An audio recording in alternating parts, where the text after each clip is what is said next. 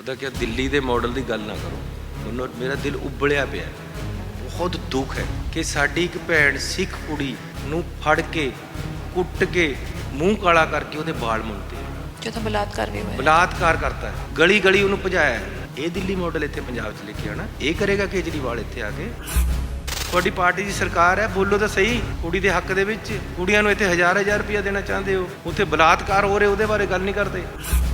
ਜਦ ਸੁਖਬੀਰ ਉਹਨਾਂ ਦਾ ਰਾਜ ਸੀਗਾ, ਹੈ ਨਹੀਂ ਸੀ ਨਸ਼ੇ? ਤੁਸੀਂ ਦੱਸੋ ਪਰ ਹੁਣ ਵੀ ਹੈ। ਕਿੰਨੀਆਂ ਕੁੱਖਾਂ ਗਲ ਗਈਆਂ ਮਾਵਾਂ ਦੀਆਂ, ਉਹਨਾਂ ਦਾ ਹਿਸਾਬ ਲੈ ਰਿਹਾ ਮੈਂ ਇਹਨਾਂ ਤੋਂ। ਮਾਂ ਜਿਹਾ ਘਣਸ਼ਾਮਾ ਬੂਟਾ ਕਿਧਰੇ ਨਜ਼ਰ ਨਾ ਆਵੇ, ਮਾਂ ਤੋਂ ਲੈ ਕੇ ਛਾਂ ਉਤਾਰੀ ਰੱਬ ਨੇ ਸਵਰਗ ਬਣਾਏ। ਉਸ ਮਾਂ ਦੀ ਕਸਮ ਖਾ ਕੇ ਜੇ ਬੰਦਾ ਫੇਰ ਸ਼ਰਾਬ ਪੀਣ ਲੱਗ ਜਾਏ, ਫਿਰ ਲਾਹਨਤ ਹੈ ਜੇ ਬੰਦੇ ਪਰ।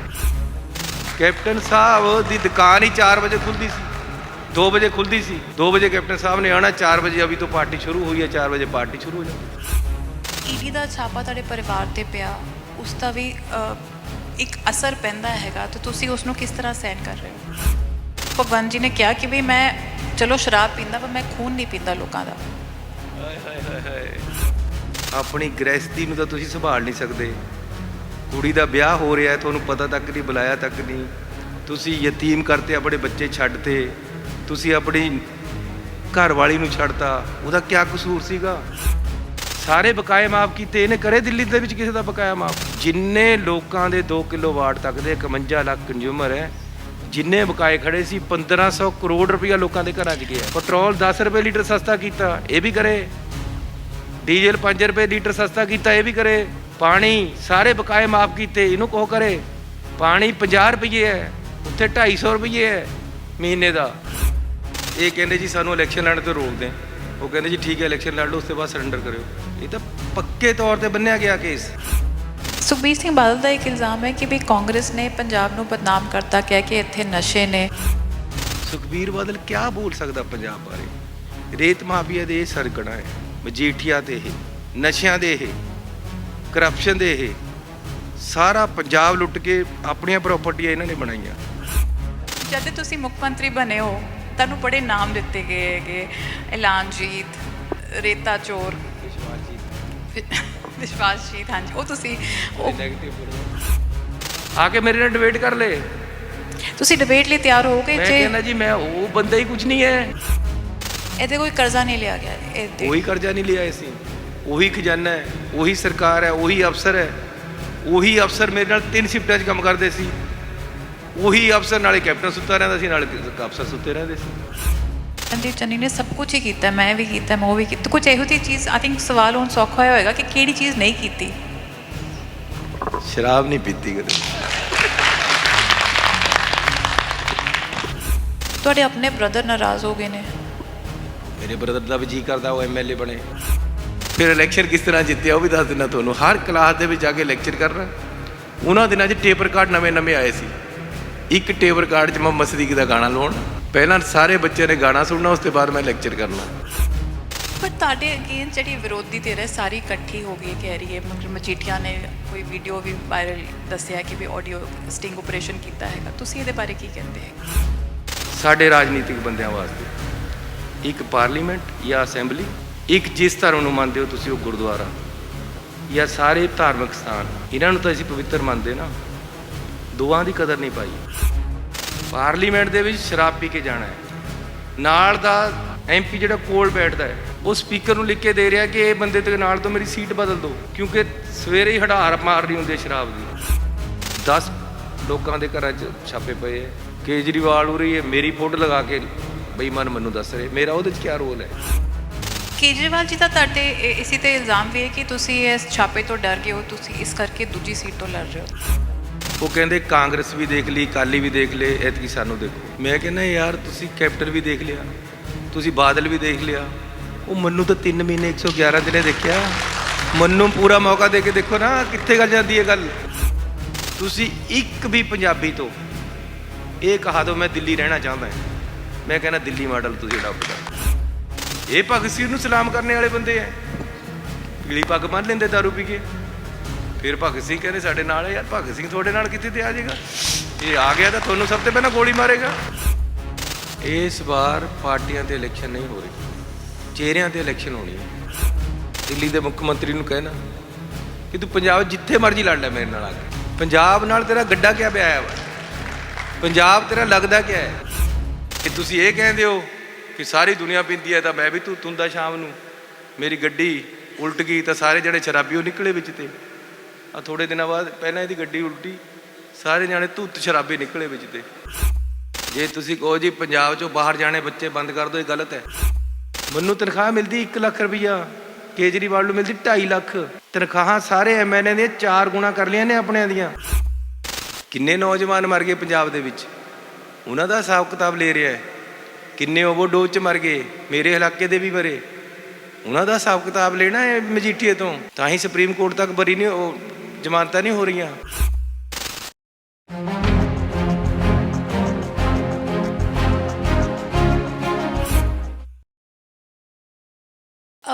ਅੱਜ ਤੋਂ 140 ਦਿਨ ਪਹਿਲੇ ਚਰਨਜੀਤ ਚੰਨੀ ਜਦ ਮੰਤਰੀ ਤੋਂ ਮੁੱਖ ਮੰਤਰੀ ਬਣੇ, ਇਹਨਾਂ ਦੀ ਛਵੀ ਵਿੱਚ ਬਹੁਤ ਤਬਦੀਲੀਆਂ ਆਈਆਂ। ਪਰ ਇੱਕ ਚੀਜ਼ ਇਹਨਾਂ ਦਿਨਾਂ ਵਿੱਚ ਨਹੀਂ ਬਦਲੀ ਕਿ ਇਹਨਾਂ ਦਾ ਜੋ ਸਭ ਨਾਲ ਪਿਆਰ ਹੈ, ਆਪਣਾਪਨ ਹੈ, ਉਹ ਉੱਦਾਂ ਹੀ ਰਹਿੰਦਾ ਹੈ। ਜੇ ਅੱਜ ਤੁਸੀਂ ਸੁਣੋ, ਜਦ ਆਪਣਾ ਇਹ ਭਰਨਗੇ ਅੱਜ ਕਾਗਜ਼, ਤਾਂ ਮੁਹੰਮਦ ਸਿੱਦੀਕ ਜੀ ਨੇ ਕਿਹਾ ਕਿ ਚੰਨੀ ਨੂੰ ਮੈਂ ਜਿਤਾਵਾਂਗਾ। ਸੋ ਚੰਨੀ ਜੀ ਨਾਲ ਜੋ ਆਪਣਾਪਨ ਹੈ, ਉਹ ਪਿਆਰ ਹੈ, ਉਹ ਲੋਕਾਂ ਦਾ ਉੱਦਾਂ ਹੀ ਬਰਕਰਾਰ ਹੈ।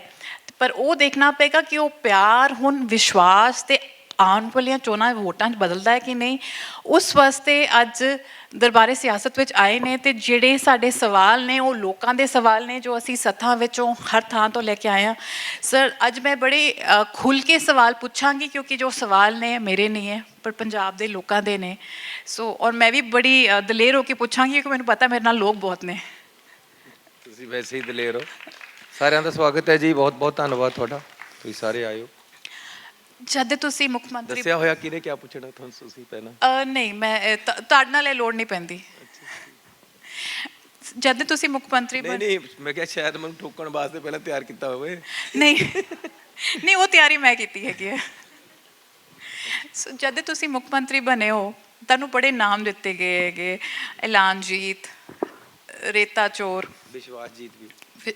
ਵਿਸ਼ਵਾਸਜੀਤ, ਹਾਂਜੀ। ਉਹ ਤੁਸੀਂ ਨੈਗੇਟਿਵ ਬੋਲਣਾ, ਬੋਲੋ। ਅੱਛਾ, ਪਰ ਤੁਹਾਡੇ ਅਗੇਨ ਜਿਹੜੀ ਵਿਰੋਧੀ ਧਿਰ ਹੈ ਸਾਰੀ ਇਕੱਠੀ ਹੋ ਗਈ, ਕਹਿ ਰਹੀ ਹੈ। ਮਤਲਬ ਮਜੀਠੀਆ ਨੇ ਕੋਈ ਵੀਡੀਓ ਵੀ ਵਾਇਰਲ ਦੱਸਿਆ ਕਿ ਵੀ ਆਡੀਓ ਸਟਿੰਗ ਆਪਰੇਸ਼ਨ ਕੀਤਾ ਹੈਗਾ। ਤੁਸੀਂ ਇਹਦੇ ਬਾਰੇ ਕੀ ਕਹਿੰਦੇ ਹੈਗੇ?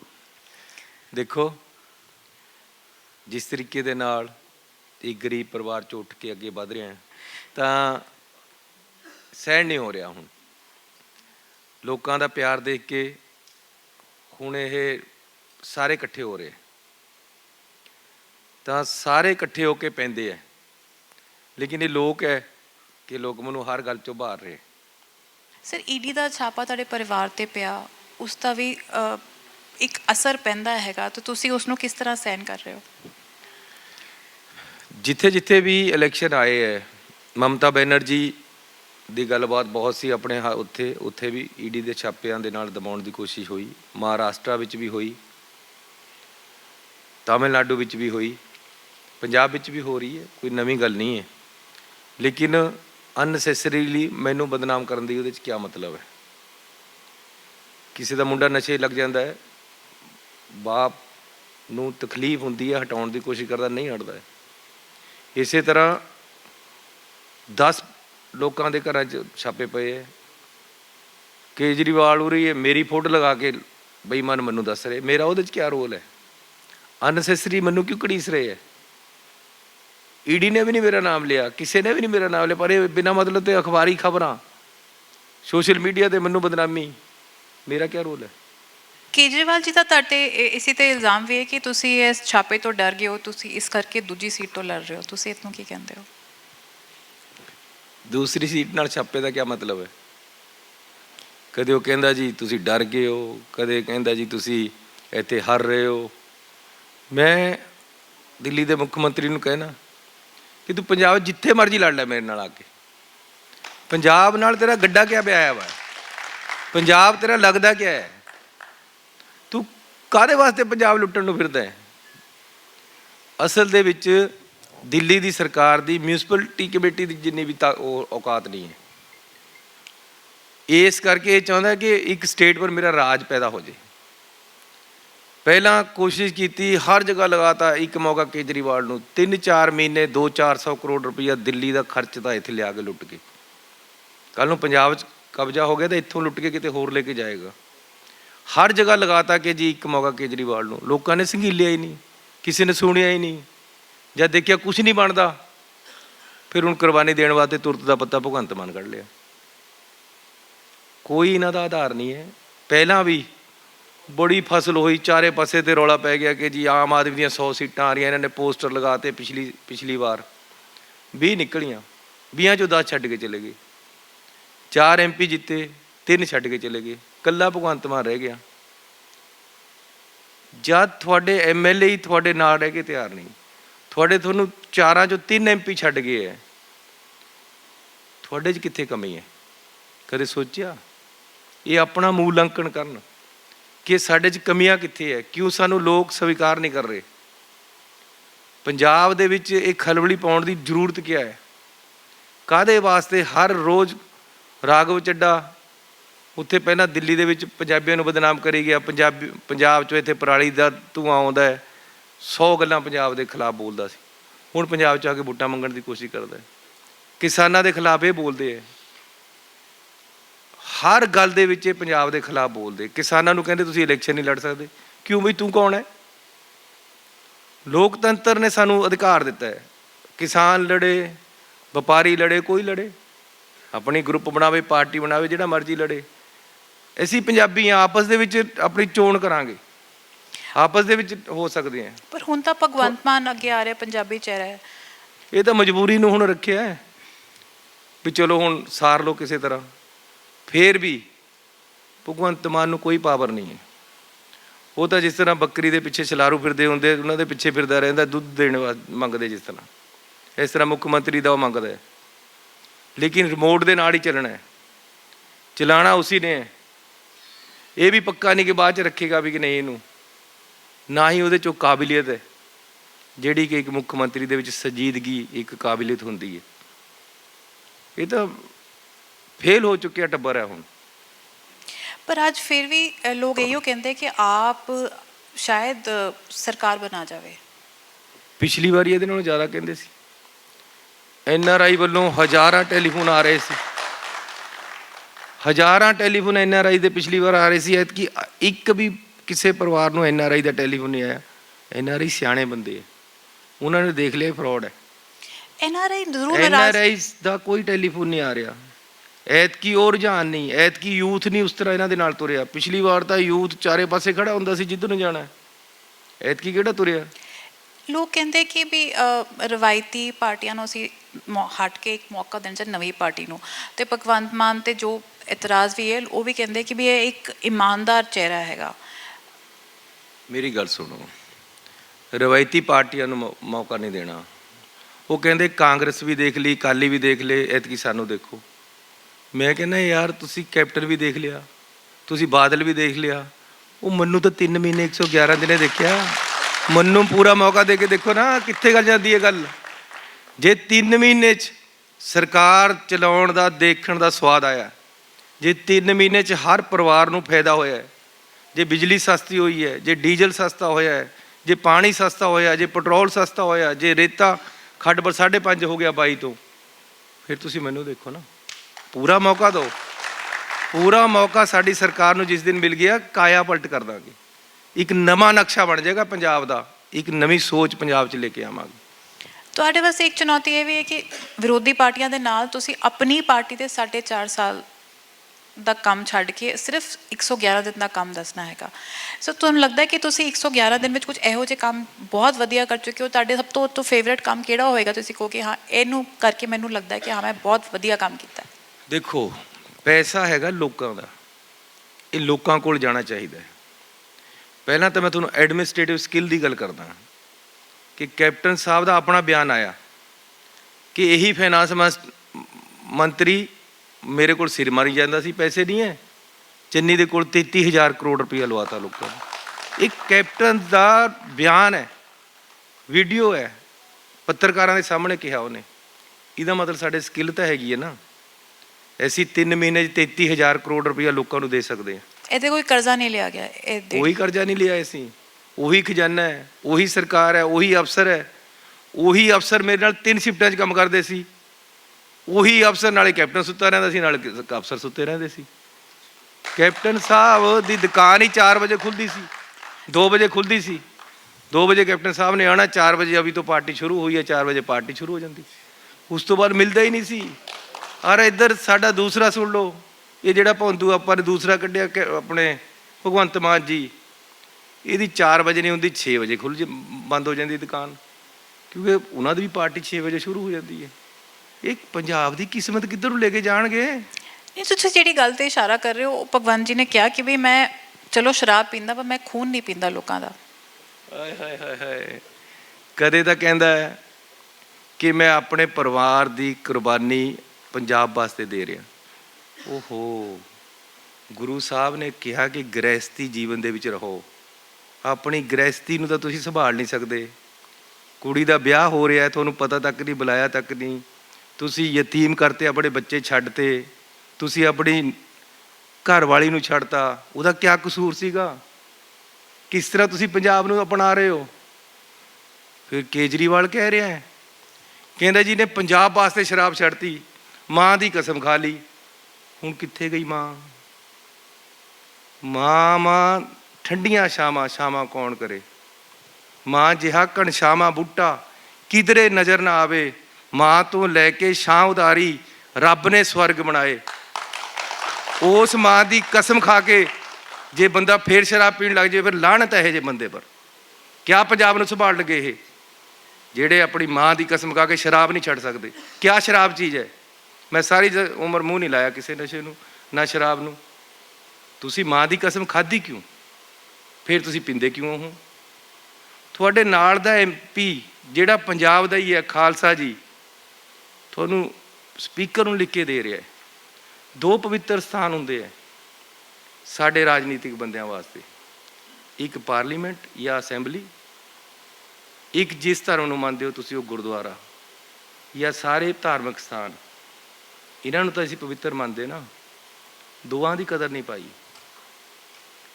ਪਾਰਲੀਮੈਂਟ ਦੇ ਵਿੱਚ ਸ਼ਰਾਬ ਪੀ ਕੇ ਜਾਣਾ ਹੈ, ਨਾਲ ਦਾ MP ਜਿਹੜਾ ਕੋਲ ਬੈਠਦਾ ਹੈ ਉਹ ਸਪੀਕਰ ਨੂੰ ਲਿਖ ਕੇ ਦੇ ਰਿਹਾ ਕਿ ਇਹ ਬੰਦੇ ਦੇ ਨਾਲ ਤੋਂ ਮੇਰੀ ਸੀਟ ਬਦਲ ਦਿਓ, ਕਿਉਂਕਿ ਸਵੇਰੇ ਹੀ ਹੜਾਰ ਮਾਰ ਰਹੀ ਹੁੰਦੀ ਹੈ ਸ਼ਰਾਬ ਦੀ।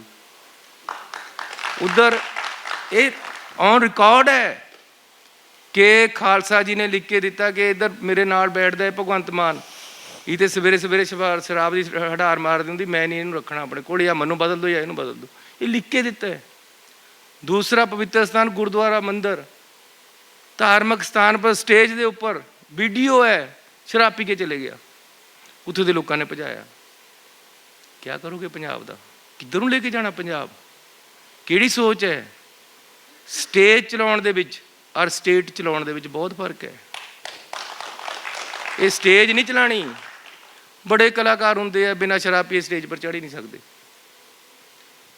ਬਹੁਤ ਕਲਾਕਾਰ ਐਸੇ ਹੈ, ਜਿਸ ਤਰ੍ਹਾਂ ਆਪਣਾ ਮਾਨ ਸਾਹਿਬ ਹੈ, ਦੂਸਰੇ ਗੁਰਦਾਸ ਮਾਨ, ਆਪਣਾ ਹੰਸਰਾਜ ਹੰਸ ਹੈ, ਇਹ ਪਵਿੱਤਰਤਾ ਦੇ ਨਾਲ ਸਟੇਜ ਨੂੰ ਚਲਾਉਂਦੇ। ਉਹ ਇੱਕ ਕੁਛ ਲੋਕ ਹੈ ਜਿਹੜੇ ਸ਼ਰਾਬ ਪੀ ਕੇ ਚੜ੍ਹ ਸਕਦੇ, ਨਹੀਂ ਤਾਂ ਬੋਲ ਹੀ ਨਹੀਂ ਹੁੰਦਾ ਉਹਨਾਂ ਦੇ। ਉਹ ਇਹ ਹੈ। ਕਿਸ ਤਰ੍ਹਾਂ ਨੁਕਸਾਨ ਹੋ ਰਿਹਾ ਹੈ ਪੰਜਾਬ ਦਾ? ਇਹ ਭਰਪਾਈ ਨਹੀਂ ਹੋਣੀ ਬਾਅਦ ਦੇ ਵਿੱਚ। ਜਿਹੜਾ ਜੇ ਅਜਿਹੇ ਬੰਦੇ ਕੋਲ ਰਾਜ ਆ ਗਿਆ, ਜਿਹੜੇ ਨੂੰ ਆਪਣੀ ਸੁੱਧ ਬੁੱਧ ਨਹੀਂ ਹੁੰਦੀ। ਕਿਹੜੀ ਸੋਚ ਹੈ, ਕਿਹੜੀ ਆਈਡੀਓਲੋਜੀ ਹੈ ਇਹਦੇ ਪਾਸ? ਕਿਹੜਾ ਅੱਜ ਤੱਕ ਕੰਮ ਕਰਿਆ ਪੰਜਾਬ ਵਾਸਤੇ? ਸਿਰਫ ਕਵਿਤਾਵਾਂ ਸੁਣਾਉਣਾ ਪਾਰਲੀਮੈਂਟ ਦੇ ਵਿੱਚ ਕੁਝ ਨਹੀਂ ਹੁੰਦਾ। ਮੁੱਦੇ ਚੱਕਣੇ ਪੈਂਦੇ ਹੈ, ਮੁੱਦਿਆਂ ਨੂੰ ਅੱਗੇ ਲੈ ਕੇ ਆਉਣਾ ਪੈਂਦਾ ਹੈ। ਕੋਈ ਵੀ MP ਇੱਕ ਅੱਧਾ ਹੌਸਪੀਟਲ ਤਾਂ ਲਿਆ ਹੀ ਸਕਦਾ। ਆਪਣੇ 15 ਸਾਲ ਹੋ ਗਏ ਤੁਹਾਨੂੰ MP ਬਣਦਿਆਂ ਨੂੰ, ਤੁਸੀਂ ਕਿਹੜਾ ਹੌਸਪੀਟਲ ਲਿਆਏ? ਕਿਹੜਾ ਵਿਦਿਅਕ ਅਦਾਰਾ ਲਿਆਏ ਆਪਣੇ ਹਲਕੇ 'ਚ? ਕਿਹੜਾ ਤੁਸੀਂ ਆਪਣੇ ਹਲਕੇ ਦਾ ਕੰਮ ਕਰਿਆ? ਇੱਕ ਵੀ ਨਹੀਂ। ਗਿਣਾਓ ਤਾਂ ਸਹੀ। ਮੈਂ ਓਪੋਜੀਸ਼ਨ ਵਿੱਚ ਸੀ, ਵਿਧਾਨ ਸਭਾ ਦੇ ਵਿੱਚ ਸਵਾਲ ਲਾਉਂਦਾ ਸੀ, ਜਵਾਬ ਨਹੀਂ ਸੀ ਆਉਂਦਾ, ਉਹਨਾਂ ਨੂੰ ਦੇਣਾ ਪੈਂਦਾ ਸੀ। ਓਪੋਜੀਸ਼ਨ 'ਚ ਰਹਿ ਕੇ ਆਪਣਾ ਹਸਪਤਾਲ ਅਪਗ੍ਰੇਡ ਕਰਿਆ, ਆਪਣੇ ਹਸਪਤਾਲ, ਆਪਣੇ ਵਿਦਿਅਕ ਅਦਾਰੇ ਅਪਗ੍ਰੇਡ ਕਰਾਏ, ਸੜਕਾਂ ਬਣਾਈਆਂ, ਡਿਵੈਲਪਮੈਂਟ ਕਰਾਈ। ਇਹਨਾਂ ਨੇ ਕੀ ਕਰਿਆ? ਸੋਚ ਬਹੁਤ ਜ਼ਰੂਰੀ ਹੈ, ਪੜ੍ਹੇ ਲਿਖੇ ਹੋਣਾ ਬੜਾ ਜ਼ਰੂਰੀ ਹੈ, ਲਿਆਕਤ ਬੜੀ ਜ਼ਰੂਰੀ ਹੈ। ਅਸੀਂ ਸਾਬਤ ਕਰਤਾ ਆਖਰੀ 3 ਮਹੀਨੇ ਅਫਸਰ ਕੰਮ ਹੀ ਨਹੀਂ ਕਰਦੇ ਸਰਕਾਰ ਦੇ ਵਿੱਚ। ਤੁਹਾਨੂੰ ਵੈਸੇ ਪੜ੍ਹਾਈ ਦਾ ਵੀ ਬਹੁਤ ਸ਼ੌਂਕ ਹੈ, ਤੁਸੀਂ ਪੜ੍ਹਾਈ ਸਾਰੀ ਉਮਰ ਜਾਰੀ ਰੱਖਣੀ ਹੈ? ਦੇਖੋ ਗਿਆਨ ਜਿੰਨਾ ਮਿਲ ਜੇ ਚੰਗਾ ਹੁੰਦਾ ਹੈ। ਆਪਣੇ ਆਪ ਨੂੰ ਸਾਰੀ ਉਮਰ ਸਟਰੈਂਥਨ ਕਰਦੇ ਰਹਿਣਾ ਚਾਹੀਦਾ ਹੈ। ਆਪਣੇ ਆਪ ਨੂੰ ਗਿਆਨ ਦੇ ਵਿੱਚ ਤਕੜੇ ਕਰਦਾ ਰਹਿਣਾ ਚਾਹੀਦਾ। ਜੋ ਚੰਗੀ ਚੀਜ਼ ਮਿਲਦੀ ਉਹਨੂੰ ਸਿੱਖ ਲੈਣਾ ਚਾਹੀਦਾ ਹੈ। ਮੈਂ BA ਕਰਕੇ ਆਪਣਾ ਕੰਮ ਕਰਨਾ ਸ਼ੁਰੂ ਕਰਤਾ ਸੀ। ਵੈਸੇ ਤਾਂ ਬਚਪਨ ਤੋਂ ਹੀ ਬਾਪੂ ਦੇ ਨਾਲ ਕੰਮ ਕਰਦਾ ਰਿਹਾ। ਉਸ ਤੋਂ ਬਾਅਦ ਮੈਂ ਲਾਅ ਕੀਤਾ। ਉਸ ਤੋਂ ਬਾਅਦ ਮੈਂ ਜਦੋਂ ਪਹਿਲੀ ਵਾਰ MLA ਬਣਿਆ ਤਾਂ MBA ਕੀਤੀ। ਦੂਸਰੀ ਵਾਰ MLA ਬਣਿਆ ਤਾਂ MA ਕੀਤੀ ਤੇ ਹੁਣ PhD ਕਰ ਰਿਹਾ। ਆਪਣੇ ਆਪ ਨੂੰ ਸਟਰੈਂਥਨ ਕਰਦੇ ਰਹਿਣਾ ਚਾਹੀਦਾ। ਸਰ ਜੇ ਅਗਲੀ ਵਾਰੀ ਮੁੱਖ ਮੰਤਰੀ ਬਣੇ ਫਿਰ ਕੀ ਕਰੋਗੇ? Double PhD? ਪੜ੍ਹਦੇ ਰਹਿਣਾ ਚਾਹੀਦਾ ਹੈ। ਮੈਂ ਲੋਕਾਂ ਨੌਜਵਾਨਾਂ ਨੂੰ ਵੀ ਇਹੀ ਸੰਦੇਸ਼ ਦਿੰਦਾ ਕਿ ਆਪਣੇ ਆਪ ਨੂੰ ਤਕੜੇ ਕਰਦੇ ਰਹੋ। ਅਫਸੋਸ ਨਾਲ ਪੰਜਾਬ ਵਿੱਚ ਅੱਜ ਮਾਫੀਆ ਰਾਜ ਦੇ ਨਾਮ ਜੁੜ ਗਏ ਨੇ। ਕੋਈ ਕਹਿੰਦਾ ਲਿੱਕਰ ਮਾਫੀਆ, ਸੈਂਡ ਮਾਫੀਆ, ਨਸ਼ਾ ਮਾਫੀਆ। ਕੈਪਟਨ ਅਮਰਿੰਦਰ ਨੇ ਇੱਕ ਹੋਰ ਚੀਜ਼ ਵੀ ਕਹੀ ਕਿ ਮੈਂ ਜਾਣਦਾ ਸੀ ਕਿ ਕੁਝ MLA ਰੇਤਾ ਮਾਫੀਆ ਵਿੱਚ ਹੈ ਨੇ, ਪਰ ਮੈਂ ਕੁਝ ਨਹੀਂ ਕੀਤਾ ਉਸ ਟਾਈਮ। ਸੋਨੀਆ ਜੀ ਨੂੰ ਜ਼ਰੂਰ ਦੱਸਿਆ ਸੀ। ਤੁਸੀਂ ਕੀ ਮੰਨਦੇ ਹੋ ਇਹਦੇ ਬਾਰੇ ਕਿ ਮਾਫੀਆ ਪੰਜਾਬ ਚੋਂ ਕੱਢਿਆ ਜਾ ਸਕਦਾ ਹੈ? ਕੈਪਟਨ ਨੇ ਕੀਤਾ ਨਹੀਂ ਤਾਂ ਇਹਦਾ ਮਤਲਬ ਕਮਜ਼ੋਰ ਮੁੱਖ ਮੰਤਰੀ ਸੀ। ਰੇਤ ਮਾਫੀਆ ਨੂੰ ਮੈਂ ਹੱਥ ਪਾਇਆ ਹੈ। ਮੈਨੂੰ ਸਾਰੇ ਕਹਿੰਦੇ ਸੀ ਤੂੰ ਨਹੀਂ ਕਰ ਸਕਦਾ 5.5 ਰੁਪਏ ਰੇਤਾ। ਮੈਂ 5.5 ਰੁਪਏ ਕੀਤਾ ਔਰ ਨਾਲ ਇਹ ਕਿਹਾ ਕਿ ਜੀ ਵੀਡੀਓ ਪਾ ਦੇਵੇ ਕੋਈ ਕਿ 5.5 ਨਹੀਂ 6 ਰੁਪਏ ਵਿਕ ਰਿਹਾ, ਉਹ ਬੰਦੇ ਨੂੰ ਅੰਦਰ ਕਰੂੰਗਾ ਜਿਹੜਾ ਵੇਚ ਰਿਹਾ ਤੇ ਨਾਲ 25,000 ਰੁਪਏ ਇਨਾਮ ਕਰਾਂਗਾ। ਅੱਜ ਤੱਕ ਕੋਈ ਵੀਡੀਓ ਨਹੀਂ ਪਾਈ। ਇਹ ਸਾਰੇ ਜਾਣੇ ਰਲ ਕੇ ਅਸਲ ਦੇ ਵਿੱਚ ਪਤਾ ਕਿਆ ਹੁੰਦਾ ਹੈ, ਹਰ ਰੋਜ਼ ਕੋਈ ਝੂਠ ਬੋਲੀ ਜਾਓ, ਲੋਕਾਂ ਨੂੰ ਸੱਚ ਲੱਗਣ ਲੱਗ ਜਾਂਦਾ ਕਿ ਪਤਾ ਨਹੀਂ ਸੱਚਾ ਹੋਵੇ। ਇਹ ਹਰ ਰੋਜ਼ ਵੀਡੀਓ ਕਰਕੇ ਮੈਨੂੰ ਝੂਠਾ ਸਾਬਤ ਕਰੀ ਜਾਂਦੇ, ਝੂਠਾ ਸਾਬਤ ਕਰੀ ਜਾਂਦੇ। ਲੋਕ ਕਹਿੰਦੇ ਯਾਰ ਪਤਾ ਨਹੀਂ ਗੱਲ ਹੋਣੀ ਹੋਇਆ ਕੋਈ ਚੰਨੀ ਦੀ। ਗੱਲ ਕੋਈ ਨਹੀਂ ਹੈ। ਇਹ ਸਾਰੇ ਜਾਣੇ ਆ 20 ਦਿਨ ਵਾਸਤੇ ਹੈ। ਕੇਜਰੀਵਾਲ ਹਮੇਸ਼ਾ ਮਾਫੀ ਮੰਗ ਕੇ ਭੱਜਦਾ। ਇਹਨੇ ਜੇਤਲੀ ਸਾਹਿਬ ਤੋਂ ਮਾਫੀ ਮੰਗੀ, ਇਲੈਕਸ਼ਨਾਂ ਦੇ ਵਿੱਚ ਵੱਡਾ ਉਹਦੇ ਤੇ ਉਹ ਲਾ ਦਿੰਦਾ ਹੈ, ਅਗਲੇ ਨੂੰ ਬੇਈਮਾਨ, ਝੂਠਾ, ਬਦਨਾਮ, ਕਰਪਟ ਬਣਾ ਦਿੰਦਾ ਹੈ। ਬਾਅਦ ਦੇ ਵਿੱਚ ਮਾਫੀ ਮੰਗ ਲੈਂਦਾ ਹੈ। ਕੇਜਰੀਵਾਲ ਉਸ ਤੋਂ ਮੰਗੀ ਆਪਣੇ ਫਾਈਨਾਂਸ ਮਿਨਿਸਟਰ ਸਾਹਿਬ ਤੋਂ, ਉਸ ਤੋਂ ਬਾਅਦ BJP ਦੇ ਦੂਸਰੇ ਮੰਤਰੀ ਤੋਂ ਮੰਗੀ, ਇੱਥੇ ਮਜੀਠੀਆ ਤੋਂ ਮੰਗੀ।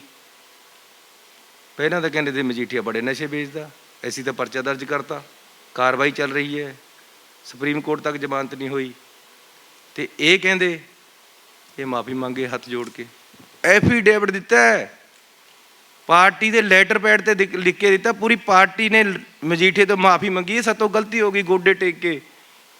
ਇਹ ਭਗਵੰਤ ਮਾਨ ਜੀ ਵੀ ਤਾਂ ਨਾਲੇ ਸੀ। ਪਹਿਲਾਂ 2 ਮਹੀਨੇ ਕਰਿਆ ਡਰਾਮਾ ਕਿ ਜੀ ਮਾਫੀ ਕਿਉਂ ਮੰਗੀ, ਮੈਂ ਨਹੀਂ ਨਾਲ ਆਉਂਦਾ। ਉਸ ਤੋਂ ਬਾਅਦ ਨਾਲ ਆ ਕੇ ਖੜ ਗਿਆ, ਫਿਰ ਮਾਫੀ ਸਹੀ ਹੋ ਗਈ। ਹੁਣ ਕਦੇ ਨਾਲ ਖੜ ਗਿਆ ਉਸੇ ਕੇਜਰੀਵਾਲ ਦੇ ਜਿਹਨੇ ਮਾਫੀ ਮੰਗੀ ਸੀ। ਪਹਿਲਾਂ ਤਾਂ ਕਹਿੰਦਾ ਸੀ ਗਲਤ ਮੰਗੀ ਹੈ, ਹੁਣ ਮਾਫੀ ਸਹੀ ਹੋ ਗਈ ਕਿਉਂਕਿ ਮੁੱਖ ਮੰਤਰੀ ਦਾ ਉਮੀਦਵਾਰ ਬਣਾਤਾ। ਜੇ ਕੱਲ੍ਹ ਨੂੰ ਅਕਾਲੀ ਦਲ ਜਿੱਤ ਜਾਂਦੀ ਹੈ, ਸੁਖਬੀਰ ਬਾਦਲ ਇੱਕ ਲਾਲ ਡਾਇਰੀ ਬਣਾ ਰਹੇ ਕਿ ਉਹ ਸਪੈਸ਼ਲੀ ਕੁਝ ਮੰਤਰੀਆਂ ਦੇ ਨਾਮ ਤੁਹਾਡੇ ਨਾਮ ਹੈਗੇ ਜਿਹੜੇ ਜੋ ਬੰਦੇ ਕਿ ਮੇਰੇ ਨਾਲ ਰੰਜਿਸ਼ ਦੀ ਸਿਆਸਤ ਕਰ ਰਹੇ ਨੇ, ਤੁਸੀਂ ਕਦੀ ਮਾਫੀ ਮੰਗਣ ਨੂੰ ਮਜਬੂਰ ਹੋ ਸਕਦੇ ਹੋ? ਦੇਖੋ ਛੱਜ ਤਾਂ ਬੋਲੇ, ਛਾਨਣੀ ਵੀ ਬੋਲੇ। ਸੁਖਬੀਰ ਬਾਦਲ ਕਿਆ ਬੋਲ ਸਕਦਾ ਪੰਜਾਬ ਬਾਰੇ?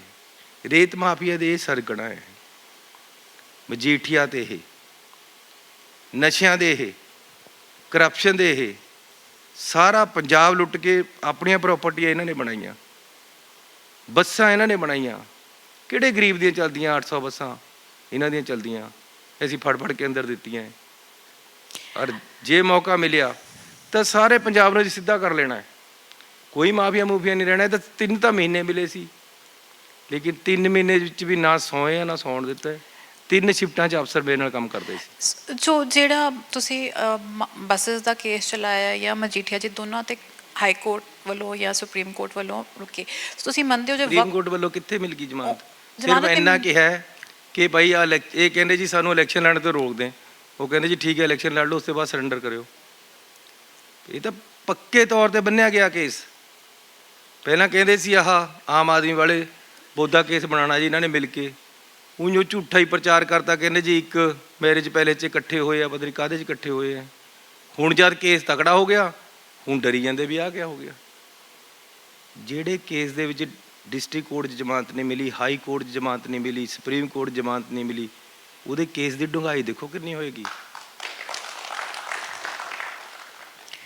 ਤੁਸੀਂ ਤਕਨੀਕੀ ਐਜੂਕੇਸ਼ਨ ਮਿਨਿਸਟਰ ਜਦ ਸੀਗੇ, ਤੁਸੀਂ ਕਾਫੀ ਸਕਿੱਲ ਸੈਂਟਰ ਚਲਾਏ, ਤੁਸੀਂ ਨੌਕਰੀਆਂ ਮੇਰੀਆਂ ਲਗਾਏ। ਸਾਡੀ ਉਦੋਂ ਵੀ ਇਹ ਗੱਲ ਹੋਈ ਸੀ ਕਿ ਪੰਜਾਬ ਦੀ ਜਿਹੜੀ ਨੌਜਵਾਨੀ ਹੈ ਉਹ ਬਾਕੀ ਦੇਸ਼ ਵਰਗੀ ਨਹੀਂ ਹੈ। ਉਹ ਪ੍ਰਾਈਵੇਟ ਨੌਕਰੀ 5-7 ਹਜ਼ਾਰ ਤੇ ਕਰਨ ਨੂੰ ਤਿਆਰ ਹੋ ਜਾਂਦੇ, ਪਰ ਪੰਜਾਬ ਦੀ ਯੂਥ ਜਾਂ ਤਾਂ ਸਰਕਾਰੀ ਨੌਕਰੀ ਮੰਗਦੀ ਹੈ ਜਾਂ ਕਹਿੰਦੀ ਅਸੀਂ ਕੈਨੇਡਾ ਜਾ ਕੇ ਭਾਵੇਂ ਉੱਥੇ ਡਰਾਈਵਰੀ ਕਰਨੀ ਪਏ ਉਹ ਕਰ ਲਈਏ। ਅਤੇ ਉਹਦੇ ਜੋ ਸੋਚ ਹੈ, ਜੋ ਉਹਦੀ ਉਮੀਦਾਂ ਹੈ, ਉਹਨਾਂ ਨੂੰ ਸੋਚਦੇ ਤੁਸੀਂ ਕੀ ਪਲਾਨ ਬਣਾਇਆ ਹੈ ਕਿ ਕੱਲ੍ਹ ਨੂੰ ਜੇ ਫਿਰ ਨੂੰ ਤੁਹਾਡੀ ਸਰਕਾਰ ਆਉਂਦੀ ਹੈ ਤੁਸੀਂ ਉਹਨਾਂ ਨੌਜਵਾਨਾਂ ਲਈ ਹੋਰ ਕੀ ਕਰੋਗੇ? ਦੇਖੋ, ਇੱਕ ਗੱਲ ਤਾਂ ਪਹਿਲਾਂ ਗੱਲ ਸਮਝ ਲਓ ਕਿ ਪੰਜਾਬੀ ਦੀ ਪ੍ਰਵਾਸ ਕਰਨਾ ਆਦਤ ਹੈ। ਜੇ ਤੁਸੀਂ ਕਹੋ ਜੀ ਪੰਜਾਬ 'ਚੋਂ ਬਾਹਰ ਜਾਣੇ ਬੱਚੇ ਬੰਦ ਕਰ ਦਿਓ, ਇਹ ਗਲਤ ਹੈ। ਕਹਿੰਦੇ ਆ ਕਈ ਭਾਵੁਕ ਹੋ ਕੇ ਕਿ ਜੀ ਸਾਡਾ ਬੱਚਾ ਬਾਹਰ ਕਿਉਂ ਜਾਵੇ, ਪੰਜਾਬ 'ਚ ਕਿਉਂ ਨਹੀਂ ਰਹਿੰਦਾ, ਕਿਉਂ ਨਹੀਂ ਨੌਕਰੀ। ਕੋਈ ਅੱਜ ਦੇ ਥੋੜ੍ਹਾ ਪ੍ਰਵਾਸੀ ਹੈ। ਮੇਰਾ ਫਾਦਰ 1950 'ਚ ਮਲੇਸ਼ੀਆ ਗਿਆ ਸੀ, ਉੱਥੇ ਜਾ ਕੇ ਇੱਕ ਸਿਨੇਮੇ ਦੇ ਵਿੱਚ ਚੌਂਕੀਦਾਰੀ ਦੀ ਨੌਕਰੀ ਕੀਤੀ ਸੀ, ਕਈ ਸਾਲ ਉੱਥੇ ਰਹੇ। ਸਾਡੇ ਮਲਾਇਆ ਵਾਲੇ ਕਈ ਟੱਬਰ ਵੱਜਦੇ, ਉਹ ਮਲੇਸ਼ੀਆ 'ਚ ਰਹੇ ਹੈ 1945 ਤੋਂ ਵੀ ਪਹਿਲਾਂ ਦੇ। ਪ੍ਰਵਾਸ ਪੰਜਾਬੀ ਦੀ ਆਦਤ ਹੈ ਔਰ ਕਰਦਾ ਹੈ, ਔਰ ਕੋਈ ਮਾੜੀ ਗੱਲ ਵੀ ਨਹੀਂ ਹੈ। ਲੇਕਿਨ ਇੱਥੇ ਹਰ ਤਰ੍ਹਾਂ ਦੀ ਸੁਵਿਧਾਵਾਂ, ਹਰ ਤਰ੍ਹਾਂ ਦਾ ਸਿਸਟਮ ਠੀਕ ਹੋਣਾ ਚਾਹੀਦਾ। ਸਿਸਟਮ ਤੋਂ ਤੰਗ ਹੈ ਲੋਕ, ਇਹ ਜਿਹੜੇ ਪੁਲਿਸ ਵਾਲੇ ਚੌਂਕਾਂ 'ਚ ਰੋਕ ਲੈਂਦੇ ਇਸ ਤੋਂ ਤੰਗ ਹੈ। ਅੱਛੀ ਕੁਆਲਿਟੀ ਔਰ ਅਫੋਰਡੇਬਲ ਐਜੂਕੇਸ਼ਨ ਹੋਣੀ ਚਾਹੀਦੀ ਹੈ, ਇਸ ਕਰਕੇ ਤੰਗ ਹੈ। ਅੱਛਾ ਹੈਲਥ ਸਿਸਟਮ ਹੋਣਾ ਚਾਹੀਦਾ, ਇਸ ਕਰਕੇ ਤੰਗ ਹੈ। ਇਹਨਾਂ ਚੀਜ਼ਾਂ ਨੂੰ ਠੀਕ ਕਰਨ ਦੇ ਉਪਰਾਲੇ ਸ਼ੁਰੂ ਕੀਤੇ ਹੈ। ਮੈਂ ਇੱਕ ਸਕੀਮ ਲੈ ਕੇ ਆਇਆ, ਗਰੰਟੀ ਸਕੀਮ। ਮੇਰੇ ਵੱਲੋਂ ਨਹੀਂ, ਪਾਰਟੀ ਵੱਲੋਂ ਨਹੀਂ, ਸਰਕਾਰ ਵੱਲੋਂ ਕੈਬਨਿਟ ਦੇ ਵਿੱਚ ਗਰੰਟੀ ਦਿੱਤੀ ਹੈ ਕਿ ਨੌਜਵਾਨਾਂ ਨੂੰ ਨੌਕਰੀਆਂ ਪ੍ਰੋਵਾਈਡ ਕਰਾਉਣੀਆਂ। ਨੌਜਵਾਨਾਂ ਨੂੰ ਪ੍ਰਾਈਵੇਟ ਅਤੇ ਸਰਕਾਰੀ ਨੌਕਰੀਆਂ ਦੀ ਗਰੰਟੀ ਦਿੱਤੀ ਹੈ। ਬਾਹਰ ਜਿਹੜਾ ਜਾਣਾ ਚਾਹੁੰਦਾ ਹੈ ਉਹਨੂੰ ਇੰਟਰਸਟ ਫ੍ਰੀ ਲੋਨ ਦੇਣਾ ਹੈ। ਜਿਹੜਾ ਇੱਥੇ ਕੰਮ ਕਰਨਾ ਚਾਹੁੰਦਾ ਹੈ ਉਹਨੂੰ ਕੰਮ ਲੱਭ ਕੇ ਦੇਣਾ ਅਤੇ ਇੰਟਰਸਟ ਫ੍ਰੀ ਲੋਨ ਦੇਣਾ, ਤਾਂ ਕਿ ਉਹ ਆਪਣੇ ਕੰਮ ਨੂੰ ਐਡਜਸਟ ਕਰ ਸਕੇ। ਜਿਸ ਤਰ੍ਹਾਂ ਦਾ ਬੱਚੇ ਦੀ ਸੋਚ ਹੈ ਉਸ ਨੂੰ ਸਟੱਡੀ ਕਰਕੇ ਉਹਦੇ ਮੁਤਾਬਕ ਉਹਨੂੰ ਅੱਗੇ ਚਲਾਉਣਾ ਹੈ। ਐਜੂਕੇਸ਼ਨ ਸਸਤੀ ਅਤੇ ਵਧੀਆ ਦੇਣੀ ਹੈ, ਇੱਕ ਲੈਵਲ ਤੱਕ ਫ੍ਰੀ ਐਜੂਕੇਸ਼ਨ ਦੇਣੀ। ਇਹ ਅਸੀਂ ਗਰੰਟੀ ਸਕੀਮ ਲੈ ਕੇ ਆਏ ਹਾਂ ਪੰਜਾਬ ਸਰਕਾਰ ਵੱਲੋਂ। ਜਿਹੜਾ ਉਦਯੋਗ ਹੈ ਉਹਦਾ ਜਿਹੜਾ ਬੱਦੀ ਵਿੱਚ ਮਿਲਿਆ ਹੋਇਆ ਟੈਕਸ ਰਿਬੇਟ, ਉਹਦੇ ਨਾਲ ਪੰਜਾਬ ਨੂੰ ਬਹੁਤ ਨੁਕਸਾਨ ਹੋਇਆ। ਤੁਹਾਨੂੰ ਲੱਗਦਾ ਕਿ ਕੇਂਦਰ ਨਾਲ ਗੱਲਬਾਤ ਹੋ ਸਕਦੀ ਹੈ, ਰਿਸ਼ਤੇ ਐਸੇ ਬਣ ਸਕਦੇ ਨੇ, ਖਾਸ ਕਰਕੇ ਫਿਰੋਜ਼ਪੁਰ 'ਤੇ ਹੋਣ ਤੋਂ ਬਾਅਦ, ਔਰ ਜੋ ਇੱਕ ਚੋਣਾਂ ਵਿੱਚ ਜਿਹੜਾ ਲੜਾਈ ਚੱਲ ਰਹੀ ਹੈਗੀ ਹੈ, ਇਹੋ ਜਿਹੇ ਰਿਸ਼ਤੇ ਬਣਾਏ ਜਾ ਸਕਦੇ ਕਿ ਕੇਂਦਰ ਵੱਲੋਂ ਜਿਹੜੀਆਂ ਪੰਜਾਬ ਨੂੰ ਕੁਝ ਸਕੀਮਾਂ ਆਉਣੀਆਂ ਚਾਹੀਦੀਆਂ ਹੈਗੀਆਂ? ਹੁਣ ਵੋਟਾਂ ਦੇ ਦਿਨ ਹੈ, ਜੇ ਹੁਣ ਨਹੀਂ ਦਿੱਤਾ ਤਾਂ ਇਹਨਾਂ 'ਤੇ ਕੀ ਆਸ ਰੱਖੀਏ ਬੀਜੇਪੀ ਵਾਲਿਆਂ 'ਤੇ। ਹੁਣੇ ਅਨਾਉਂਸ ਕਰ ਦਿੰਦੇ। ਇਹ ਕਹਿੰਦੇ ਸੀ ਅਸੀਂ ਫਿਰੋਜ਼ਪੁਰ ਅਨਾਉਂਸ ਕਰਨਾ ਸੀ, ਅਸੀਂ ਮੁੜ ਗਏ, ਬਾਅਦ ਵਿੱਚ ਅਨਾਉਂਸ ਕਰ ਦਿੰਦੇ। ਕਿਹਨੇ ਰੋਕਿਆ ਹੈ? ਆਪਣੀ ਮੈਨੀਫੈਸਟੋ ਵਿੱਚ ਵੀ ਨਹੀਂ ਇਹਨਾਂ ਨੇ ਤਾਂ ਕੁਛ ਦਿੱਤਾ। ਇਹਨਾਂ ਤੋਂ ਆਸ ਊਸ ਕੋਈ ਨਹੀਂ ਬੀਜੇਪੀ ਵਾਲਿਆਂ ਤੋਂ। ਔਰ ਅਕਾਲੀ ਦਲ, ਬੀਜੇਪੀ, ਕੈਪਟਨ ਔਰ ਆਮ ਆਦਮੀ ਪਾਰਟੀ, ਜਿੱਥੇ ਤੱਕ ਸਾਡਾ ਸਵਾਲ ਹੈ, ਮੇਰਾ ਸਵਾਲ ਹੈ ਖਾਸ ਤੌਰ 'ਤੇ, ਸਭ ਇਕੱਠੇ ਹੈ, ਸਭ ਇਕੱਠੇ ਹੋ ਕੇ ਮਾਰਨੇ ਦੀ ਕੋਸ਼ਿਸ਼ ਕਰ ਰਹੇ। ਲੇਕਿਨ ਪੰਜਾਬ ਦੇ ਲੋਕ ਸੰਭਾਲਦੇ ਹਰ ਚੀਜ਼ ਨੂੰ। ਐਗਰੀਕਲਚਰ ਲਈ ਸਾਨੂੰ ਇਹੋ ਜਿਹੇ ਪਲਾਨ ਚਾਹੀਦੇ ਜਿਹੜਾ ਛੋਟਾ ਕਿਸਾਨ ਨੂੰ ਵੀ ਸਾਂਭੇ, ਪਰ ਜਿਹੜੀ ਸਾਡਾ ਇਨਵਾਇਰਮੈਂਟ 'ਤੇ, ਧਰਤੀ 'ਤੇ ਜੋ ਖਤਰਾ ਪੈ ਰਿਹਾ, ਪਾਣੀ ਦਾ ਪੱਧਰ ਗਿਰ ਰਿਹਾ ਹੈਗਾ, ਸੋ ਇਹਨਾਂ ਦੋਨਾਂ ਨੂੰ ਬੈਲੈਂਸ ਕਰਕੇ ਤੁਸੀਂ ਕੁਝ ਯੋਜਨਾ ਬਣਾਈਏ ਕਿ ਖੇਤੀ ਨੂੰ ਕਿਸ ਤਰ੍ਹਾਂ ਬਚਾਇਆ ਜਾਏ। ਪਰ ਕੁਦਰਤ ਵੀ ਨਾ ਖੇਤੀ ਦੇ ਵਿੱਚ ਅਸਲ ਦੇ ਵਿੱਚ ਕਣਕ ਅਤੇ ਚਾਵਲ ਦੀ ਉਹ MSP ਹੈ। ਇਹ ਗਰੰਟੀ ਸਕੀਮ ਨਹੀਂ ਹੈ ਕਿ ਬਾਕੀ ਫਸਲਾਂ ਵੀ ਸਰਕਾਰ ਚੱਕੇਗੀ। ਮੱਕੀ ਹੈ, ਬਾਜਰਾ ਹੈ, ਹੋਰ ਜਿੰਨੀਆਂ ਦਾਲਾਂ ਹੈ, ਇਹਨਾਂ ਦਾ MSP ਦੇ ਕੇ, ਜਿਸ ਤਰ੍ਹਾਂ ਕਣਕ ਔਰ ਚਾਵਲ ਦੀ ਸਰਕਾਰ ਚੱਕਦੀ ਹੈ, ਗਰੰਟੀ ਹੈ ਕਿ ਹਾਂ ਅਸੀਂ ਚੱਕ ਰਹੇ ਹਾਂ MSP 'ਤੇ, ਉਸ ਤਰ੍ਹਾਂ ਉਹ ਨਹੀਂ ਹੈ। ਜਦ ਤੱਕ ਉਹ ਨਹੀਂ ਹੁੰਦੀ, ਫਸਟ ਡਾਈਵਰਸੀਫਿਕੇਸ਼ਨ ਹੋ ਨਹੀਂ ਸਕਦਾ। ਕਿਸਾਨ ਮੱਕੀ 'ਤੇ ਜਾਵੇ ਕਿਉਂ? ਕਿਸਾਨ ਬਾਸਮਤ ਜਾਂ ਦੂਸਰੇ ਫਸਲਾਂ 'ਤੇ ਕਿਉਂ ਜਾਵੇ? ਕਿਉਂਕਿ ਉਹਨੂੰ ਉਹਦਾ ਸਹੀ ਭਾਅ ਨਹੀਂ ਮਿਲਦਾ। ਜਦ ਤੱਕ ਖੇਤੀ ਨੂੰ ਲਾਹੇਵੰਦ ਧੰਦਾ ਨਹੀਂ ਬਣਾਇਆ ਜਾਂਦਾ, ਜਦ ਤੱਕ ਦੂਸਰੀਆਂ ਫਸਲਾਂ ਨੂੰ ਲਾਹੇਵੰਦ ਫਸਲਾਂ ਨਹੀਂ ਬਣਾਇਆ ਜਾਂਦਾ, ਸਬਜ਼ੀਆਂ ਨੂੰ ਲਾਹੇਵੰਦ ਨਹੀਂ ਬਣਾਇਆ ਜਾਂਦਾ, ਜਦ ਤੱਕ ਇਹ ਕੰਮ ਨਹੀਂ ਹੋ ਸਕਦਾ। ਦੂਸਰਾ, ਪੈਸਟੀਸਾਈਡ ਵਗੈਰਾ ਤੋਂ ਛੱਡਣਾ ਪਏਗਾ। ਇੱਕ ਮਿੰਟ, ਲਾਹੇਵੰਦ ਅਸੀਂ ਬਣਾ ਕੀ ਸੂਬਾ ਸਰਕਾਰ MSP ਦੇ ਸਕਦੀ ਹੈ ਸਬਜ਼ੀਆਂ 'ਤੇ? ਦੇਖੋ, ਇਹ ਕੇਂਦਰ ਸਰਕਾਰ ਦੇ ਨਾਲ ਹੀ ਮਿਲ ਕੇ ਦਿੱਤੀ ਜਾ ਸਕਦੀ ਹੈ। ਦਿੱਤੀ ਜਾ ਸਕਦੀ ਹੈ, ਸਬਜ਼ੀਆਂ 'ਤੇ ਸੋਚਿਆ ਜਾ ਸਕਦਾ ਹੈ, ਲੇਕਿਨ ਨਾਲ ਦੇ ਨਾਲ ਇਹਨਾਂ ਦੇ ਸਹੀ ਦਾਮ ਤੈਅ ਕਰਨੇ ਪਏਗੇ। ਨਾਲ ਦੇ ਨਾਲ ਇਹਨਾਂ ਨੂੰ ਚੱਕਣ ਦਾ ਸਹੀ ਸਿਸਟਮ ਤਿਆਰ ਕਰਨਾ ਪਏਗਾ। ਜਿਸ ਦਿਨ ਉਹ ਹੋ ਗਿਆ ਤਾਂ ਕਿਸਾਨ ਦੂਸਰੇ ਪਾਸੇ ਚਲੇ ਜਾਏਗਾ, ਫਿਰ ਉਹ ਬਾਕੀ ਫਸਲਾਂ ਵੀ ਬੀਜੇਗਾ। ਇਹ ਜਿਹੜਾ ਚਾਵਲ 'ਤੇ ਹੀ ਜ਼ੋਰ ਹੈ, ਉਹਦੇ ਕਰਕੇ ਸਾਡੀ ਆ ਜਿਹੜੀ ਪਾਣੀ ਹੈ ਥੱਲੇ 'ਤੇ ਖਰਾਬ ਹੋ ਰਿਹਾ। ਸਾਨੂੰ ਆਪਣਾ ਪਾਣੀ ਬਚਾਉਣ ਦੀ ਲੋੜ ਹੈ। ਉਹਦੇ ਵਾਸਤੇ ਸਾਨੂੰ ਵਿਭਿੰਨਤਾ ਲਿਆਉਣੀ, ਫਸਲੀ ਵਿਭਿੰਨਤਾ, ਉਹ ਬੜੀ ਜ਼ਰੂਰੀ ਹੈ। ਅਤੇ ਨਾਲ ਸਾਨੂੰ ਔਰਗੈਨਿਕ ਖੇਤੀ 'ਤੇ ਆਉਣਾ ਪਏਗਾ, ਕਿਉਂਕਿ ਇਹ ਖੇਤੀ ਹੈ ਜਿਹੜੀ ਸਾਡੇ ਸਰੀਰ ਨੂੰ ਗਾਲ ਰਹੀ ਹੈ। ਇੰਨੀਆਂ ਪੈਸਟੀਸਾਈਡਸ, ਇੰਨੀਆਂ ਖਾਦਾਂ, ਯੂਰੀਆ ਵਗੈਰਾ ਪੈਂਦੀਆਂ ਜਿਹਦੇ ਨਾਲ ਸਾਡਾ ਸਰੀਰ ਗਲ ਰਿਹਾ ਹੈ। ਸਾਡੀ ਧਰਤੀ ਹੈ ਜਿਹੜੀ ਉਹ ਦੂਸ਼ਿਤ ਹੋ ਚੁੱਕੀ ਹੈ। ਇਸ ਕਰਕੇ ਔਰਗੈਨਿਕ ਖੇਤੀ 'ਤੇ ਆਉਣਾ ਪੈਣਾ। ਇਹ ਮੈਂ ਪ੍ਰਧਾਨ ਮੰਤਰੀ ਜੀ ਵੀ ਨਾਲ ਗੱਲ ਕੀਤੀ ਸੀ, ਉਹਦੇ 'ਤੇ ਲੈ ਕੇ ਆਵਾਂਗੇ। ਇੱਕ ਫੋਕਸ ਸਾਡਾ ਹਮੇਸ਼ਾ ਰਹਿੰਦਾ ਹੈ ਕਿ ਅਸੀਂ ਕਿਸਾਨਾਂ 'ਤੇ ਧਿਆਨ ਦਈਏ, ਇੰਡਸਟਰੀ 'ਤੇ ਦਈਏ, ਪਰ ਜਿਹੜਾ ਮੱਧਮ ਵਰਗ ਦਾ ਵਪਾਰੀ ਉਹ ਹਮੇਸ਼ਾ ਵਿੱਚ ਗੁੰਮ ਜਾਂਦਾ ਹੈ। ਉਹਦੇ ਲਈ ਕੁਝ ਖਾਸ ਸੋਚਿਆ ਜਾ ਰਿਹਾ ਹੈਗਾ? ਅਸੀਂ 150 ਜਿਹੜੇ ਕੰਮ ਕੀਤੇ, ਉਹਦੇ 'ਚ ਮੱਧਮ ਵਰਗ ਦੇ ਵਪਾਰੀ ਦਾ ਬਿਜਲੀ ਦਾ ਫਿਕਸ ਚਾਰਜਸ ਖਤਮ ਕੀਤੇ। ਉਹਨਾਂ ਨੂੰ ਇੱਕ ਸਪੈਸ਼ਲ ਵਿੰਡੋ ਦਿੱਤੀ ਹੈ। ਉਹਨਾਂ ਦੇ 40,000 ਕੇਸ ਜਿਹੜੇ ਵੈਟ ਦੇ ਸੀਗੇ, ਉਹ ਪੁਰਾਣੇ ਬਿਨਾਂ ਮਤਲਬ ਦੇ ਤਰੀਕਾਂ ਪਈ ਜਾ ਰਹੀਆਂ, 40,000 ਕੇਸ ਸੀ ਪੰਜਾਬ ਦੇ ਵਿੱਚ, ਉਹ ਸਾਰੇ ਖਤਮ ਕੀਤੇ ਹੈ। ਬਹੁਤ ਸਾਰੀਆਂ ਰਿਬੇਟਾਂ ਮੀਡੀਅਮ ਇੰਡਸਟਰੀ ਨੂੰ ਦਿੱਤੀਆਂ। ਮੀਡੀਅਮ ਜਿਹੜੀ ਇੰਡਸਟਰੀ ਅਤੇ ਕੋਟੇਜ ਇੰਡਸਟਰੀ, ਪਹਿਲਾਂ ਕਿਆ ਹੁੰਦਾ ਸੀ, ਸਾਡੇ ਘਰਾਂ ਦੇ ਵਿੱਚ ਵੀ ਖੱਡੀ ਹੁੰਦੀ ਸੀ, ਉਹ ਤਾਣਾ ਤਣ ਕੇ ਦਰੀਆਂ ਕੋਈ ਬੁਣ ਰਿਹਾ, ਕੋਈ ਖੇਸੀਆਂ ਬੁਣ ਰਿਹਾ, ਕੋਈ ਟੋਕਰੀਆਂ ਬਣਾ ਰਿਹਾ ਹੈ। ਇਹ ਕੋਟੇਜ ਇੰਡਸਟਰੀ ਸੀ, ਉਹ ਪੰਜਾਬ 'ਚੋਂ ਬਿਲਕੁਲ ਖਤਮ ਹੋ ਗਈ।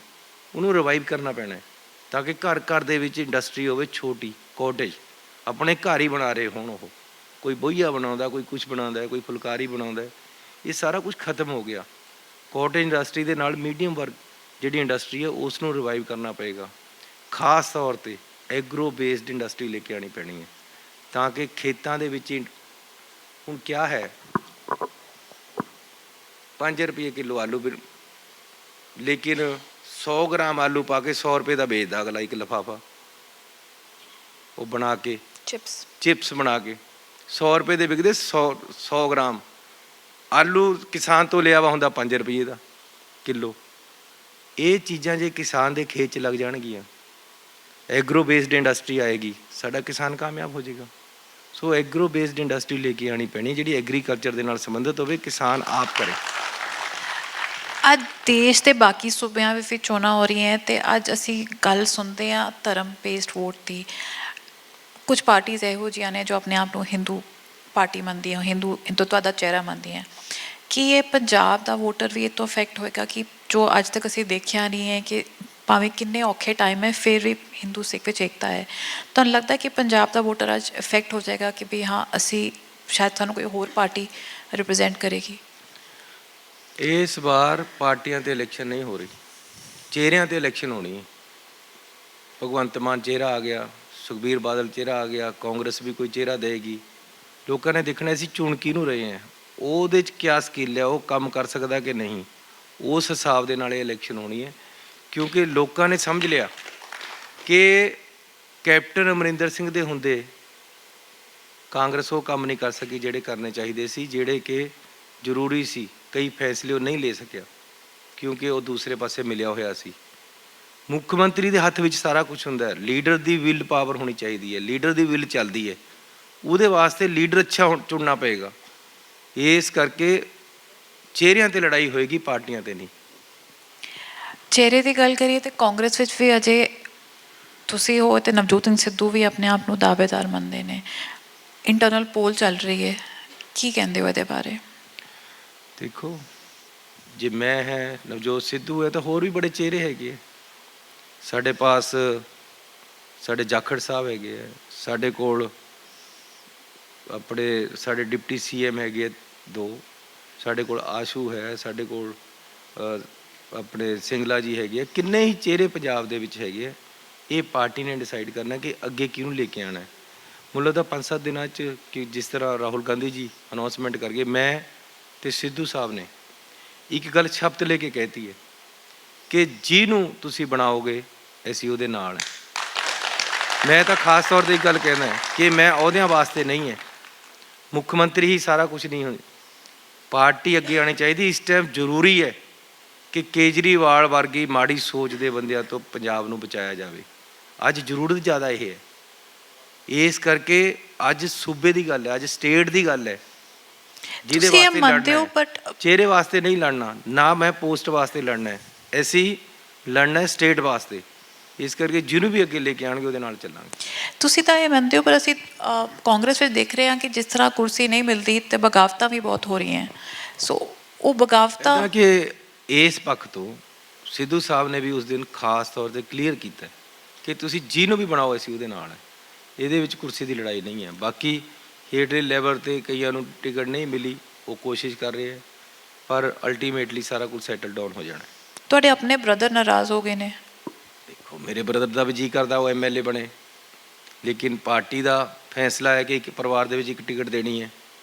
ਇਸ ਕਰਕੇ ਉਹਨੂੰ ਕੋਸ਼ਿਸ਼ ਕਰਾਂਗਾ, ਉਹਨੂੰ ਰਿਕੁਐਸਟ ਕਰ ਰਿਹਾ ਕਿ ਤੂੰ ਵੀ ਰਹਿਣ ਦੇ ਵਿੱਚ, ਜਦ ਪਾਰਟੀ ਇੱਕ ਨੂੰ ਕਰ ਰਹੀ ਹੈ। ਤੁਸੀਂ ਕਹਿੰਦੇ ਹੋ ਕੇਜਰੀਵਾਲ ਨੂੰ, ਪੰਜਾਬ ਨੂੰ ਕੇਜਰੀਵਾਲ ਤੋਂ ਬਚਾਉਣਾ ਹੈ, ਬਟ ਅੱਜ ਐਸੀ ਗੱਲ ਹੈ ਕਿ ਸਾਰੇ ਲੋਕ ਦਿੱਲੀ ਦਾ ਮਾਡਲ ਪੰਜਾਬ ਵਿੱਚ ਲਿਆਉਣਾ ਚਾਹੁੰਦੇ ਨੇ, ਕੇਜਰੀਵਾਲ ਦੀ ਗਾਰੰਟੀ ਮੰਨਦੇ ਨੇ।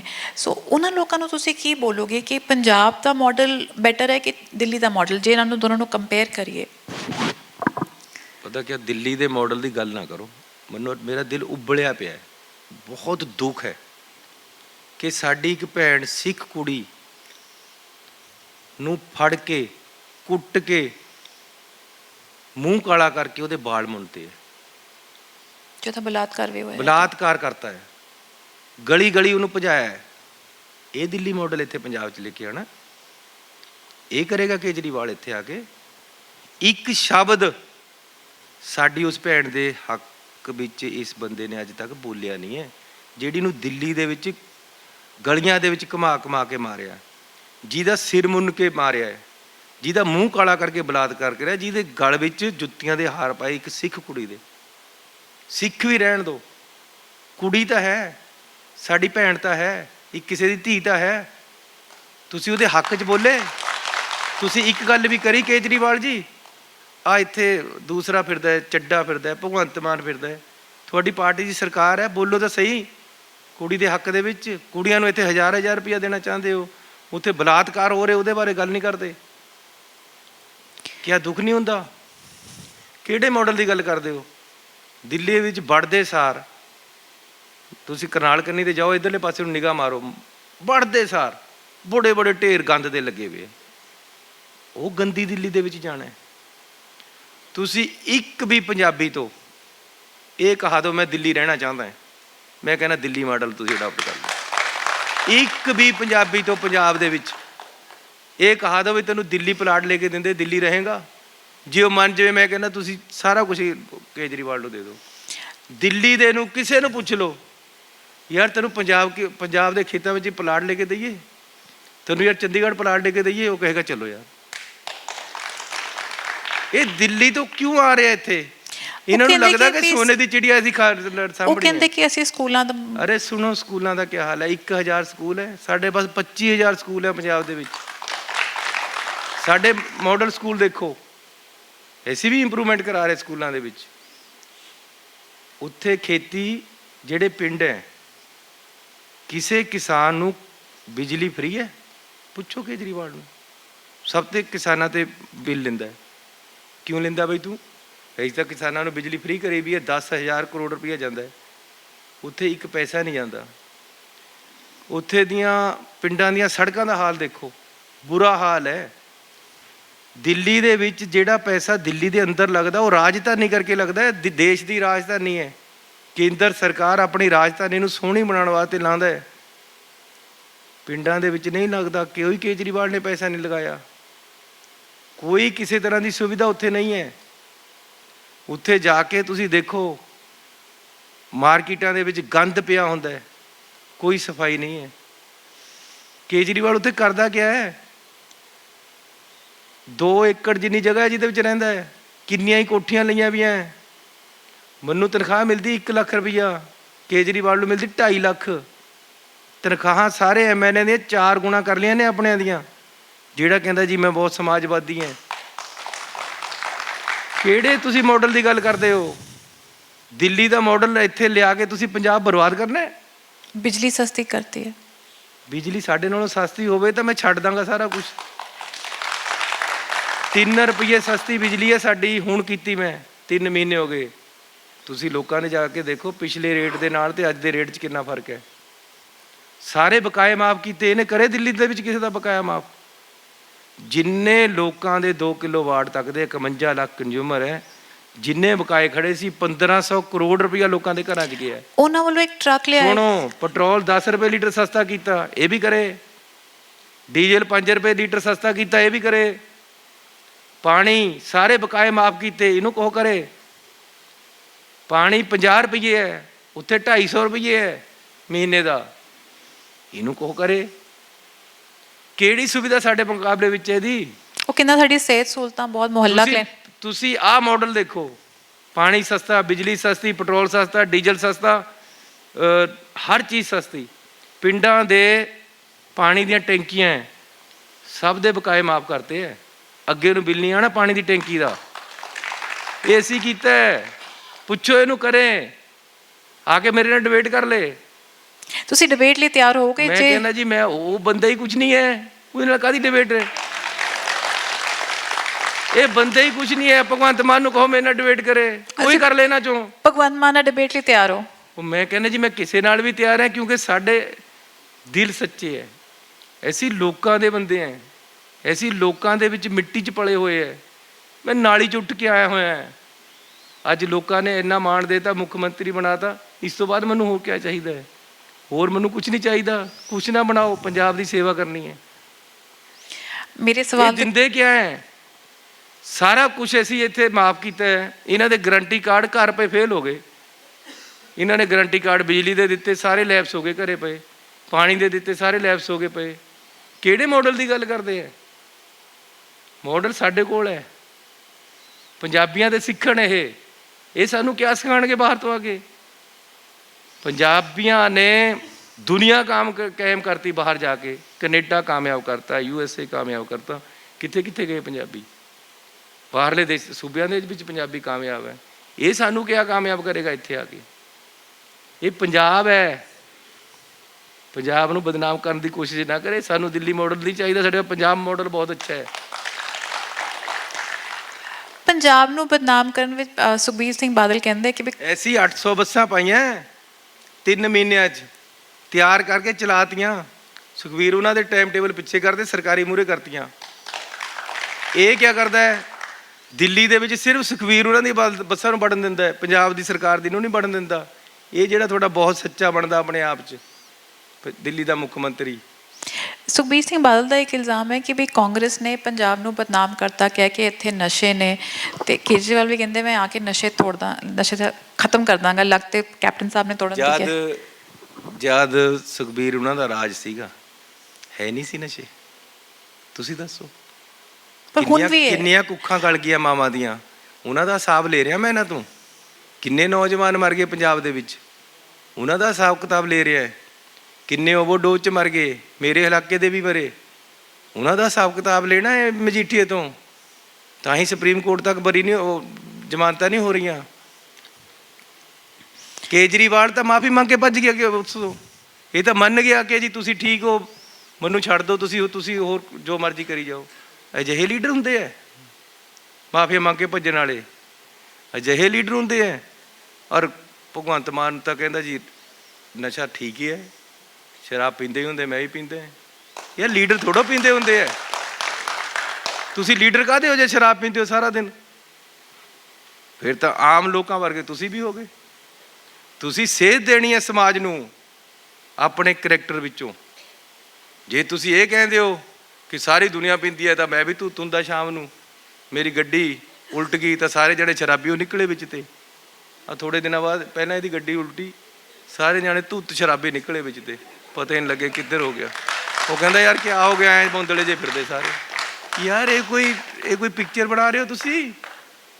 ਇਹ ਪੰਜਾਬ ਨੂੰ ਚਲਾਉਣ ਦੀਆਂ ਗੱਲਾਂ ਹੈ। ਤੁਹਾਡੇ ਕਰੈਕਟਰ 'ਚੋਂ ਨਿਕਲਣਾ ਕਿ ਤੁਸੀਂ ਕਿਆ ਕਰਦੇ ਹੋ।